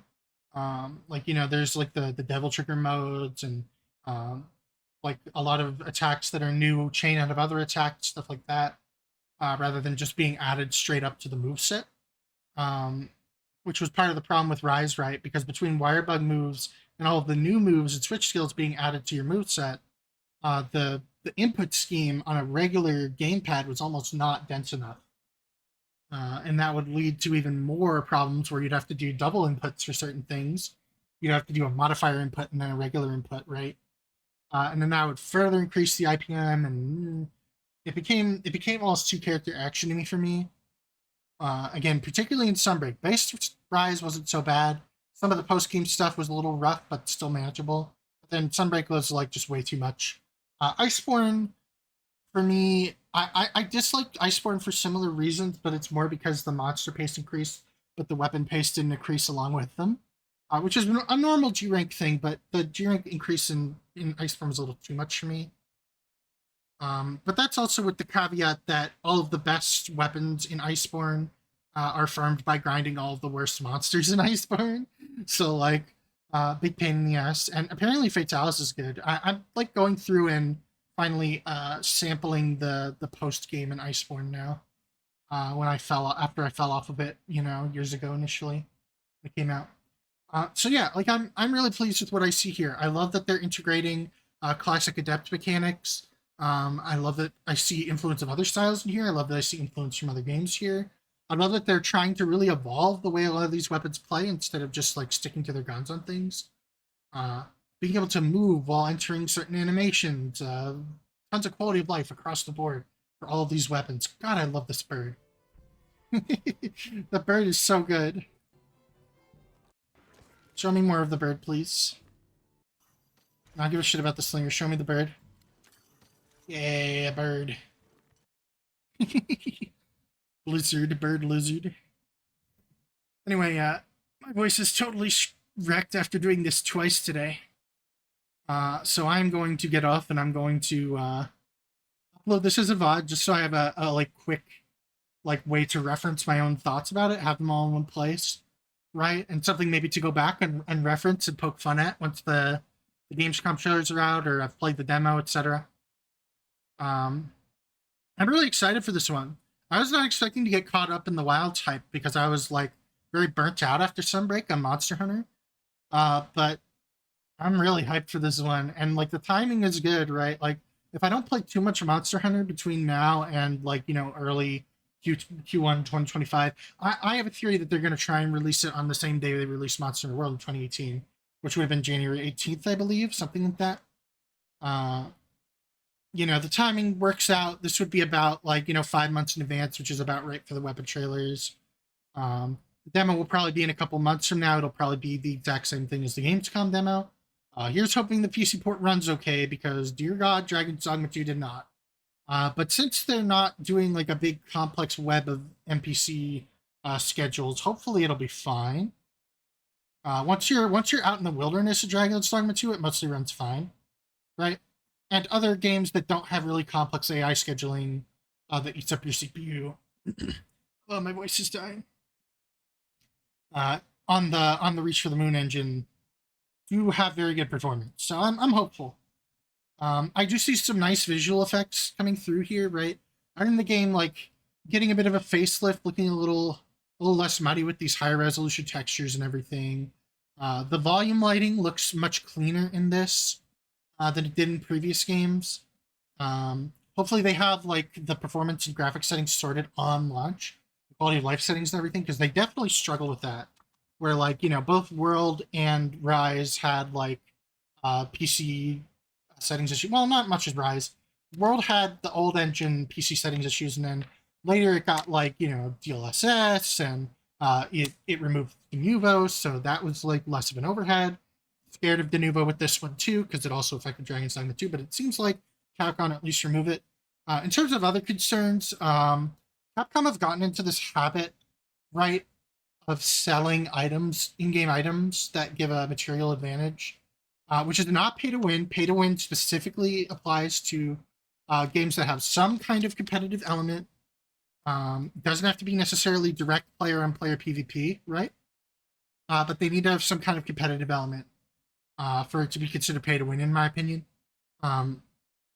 These have not affected the other games, in my opinion, right? Like in Dragon's Dogma 2, you could buy potions or whatever. Who fucking cares? It's really easy to make or buy potions in Dragon's Dogma 2.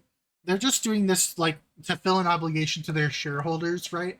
Because every AAA game has to have microtransactions. And I think that this solution is like actually not bad because it's essentially designed to be absolutely vestigial and for nobody and to make no money. It's to check a shareholder checkbox, where it's like, oh, our AAA games have to have microtransactions, but we still want to make mostly like fully focused single player and 4-player co-op games.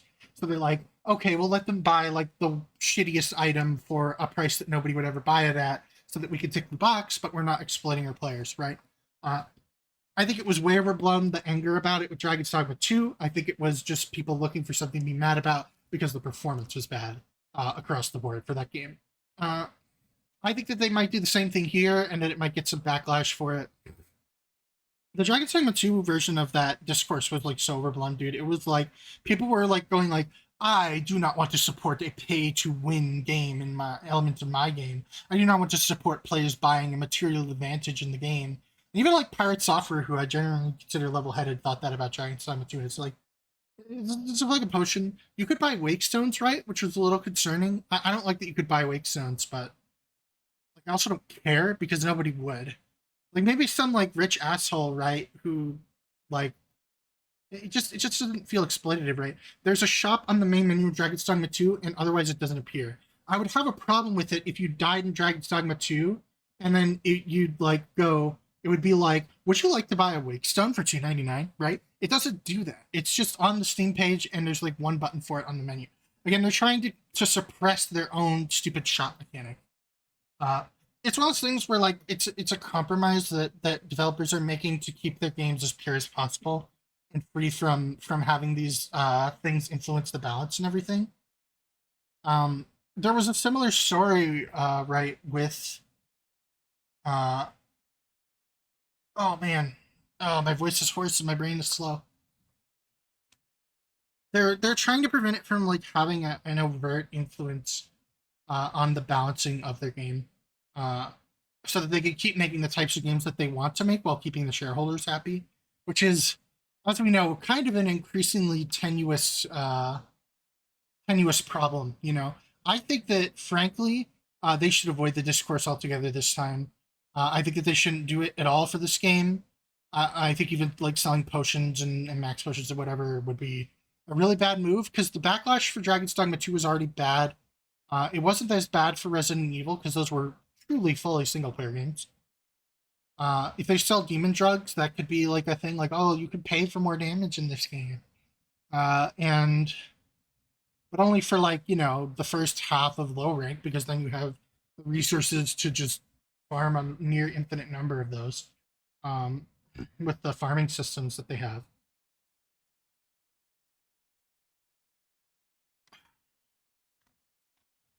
There's a lot of like concerns and potential issues I have with the way the game can launch. I think that would be bad, specifically because it could blow up into another PR fiasco where like people are really indignant about it, and it like leads to a lot of people who would have bought the game not buying the game. They clearly want this game to outsell Monster Hunter World. I don't think it's going to happen. I think it will sell over its lifetime like a near equivalent amount, but not more. I also saw this really funny video title earlier. I click on it because it was the name, right? It was like Monster Hunter Wilds will be the Elden Ring of Capcom or the Elden Ring of Monster Hunter, and I'm sitting here like, you know that World sold 20 million copies, right? That's only 20% behind regular Elden Ring. It was an Elden Ring level success. It is Capcom's best selling game of all time. We already got Capcom's Elden Ring, right? But I do think that it does have the potential to outsell, just only because a lot of people didn't play Rise. Either because a lot of people like got bad impressions of it from other people before buying, because it launched on Switch first. Of course, tight exclusivity always lowers total sale counts in the long run. Uh, Please God, Alan Wake 2 can escape Epic Jail, etc. Um, but also, it will have been about 7 years since Monster Hunter World's initial launch that this game will be coming out. So, assuming those people didn't play Rise and didn't go back to play old Monster Hunter, a lot of the people just jumped on World, enjoyed World, finished World. Maybe didn't even do the post game much for World. Maybe they jumped on whenever they released a new monster, stuff like that. Um, I think it has the potential to like recapture the big audience, but I don't think it'll outsell Elden Ring. That's for sure. Um, Elden Ring is more popular than God. Ugh. Oh, my throat is destroyed. I can't believe I did this twice. Probably dedicated like close to 4 hours to these streams today. Um, I should probably stop talking and get something hot, cold. Oh, I have ice cream for my poor throat. Yeah, I really wanted to like put all my thoughts in a box here. I will say again that um, we have some circumstantial evidence that Gamescom doesn't happen for 3 days, and specifically there is a 2-day gap between today, when the Dual Blades trailer releases, and the day the Gamescom starts. Exactly a 2-day gap. That Monster Hunter introduces weapons in pairs every time, and that they usually do in a new generation, but didn't in World because it was a return to form. There is the potential that we will see 2 new weapons announced over the next 2 days. And if that happens, I will make another stream/VOD for that specifically, just covering those 2 weapons. I may actually wait until after the Gamescom demos so we can see more in-depth gameplay of them, since I won't have any context to pull on, like I will for these weapons. Sorry I bumped my mic. Okay, I'll shut up now. My throat. I'm Alex. I'm Alex Jonesy. That I'm going to die.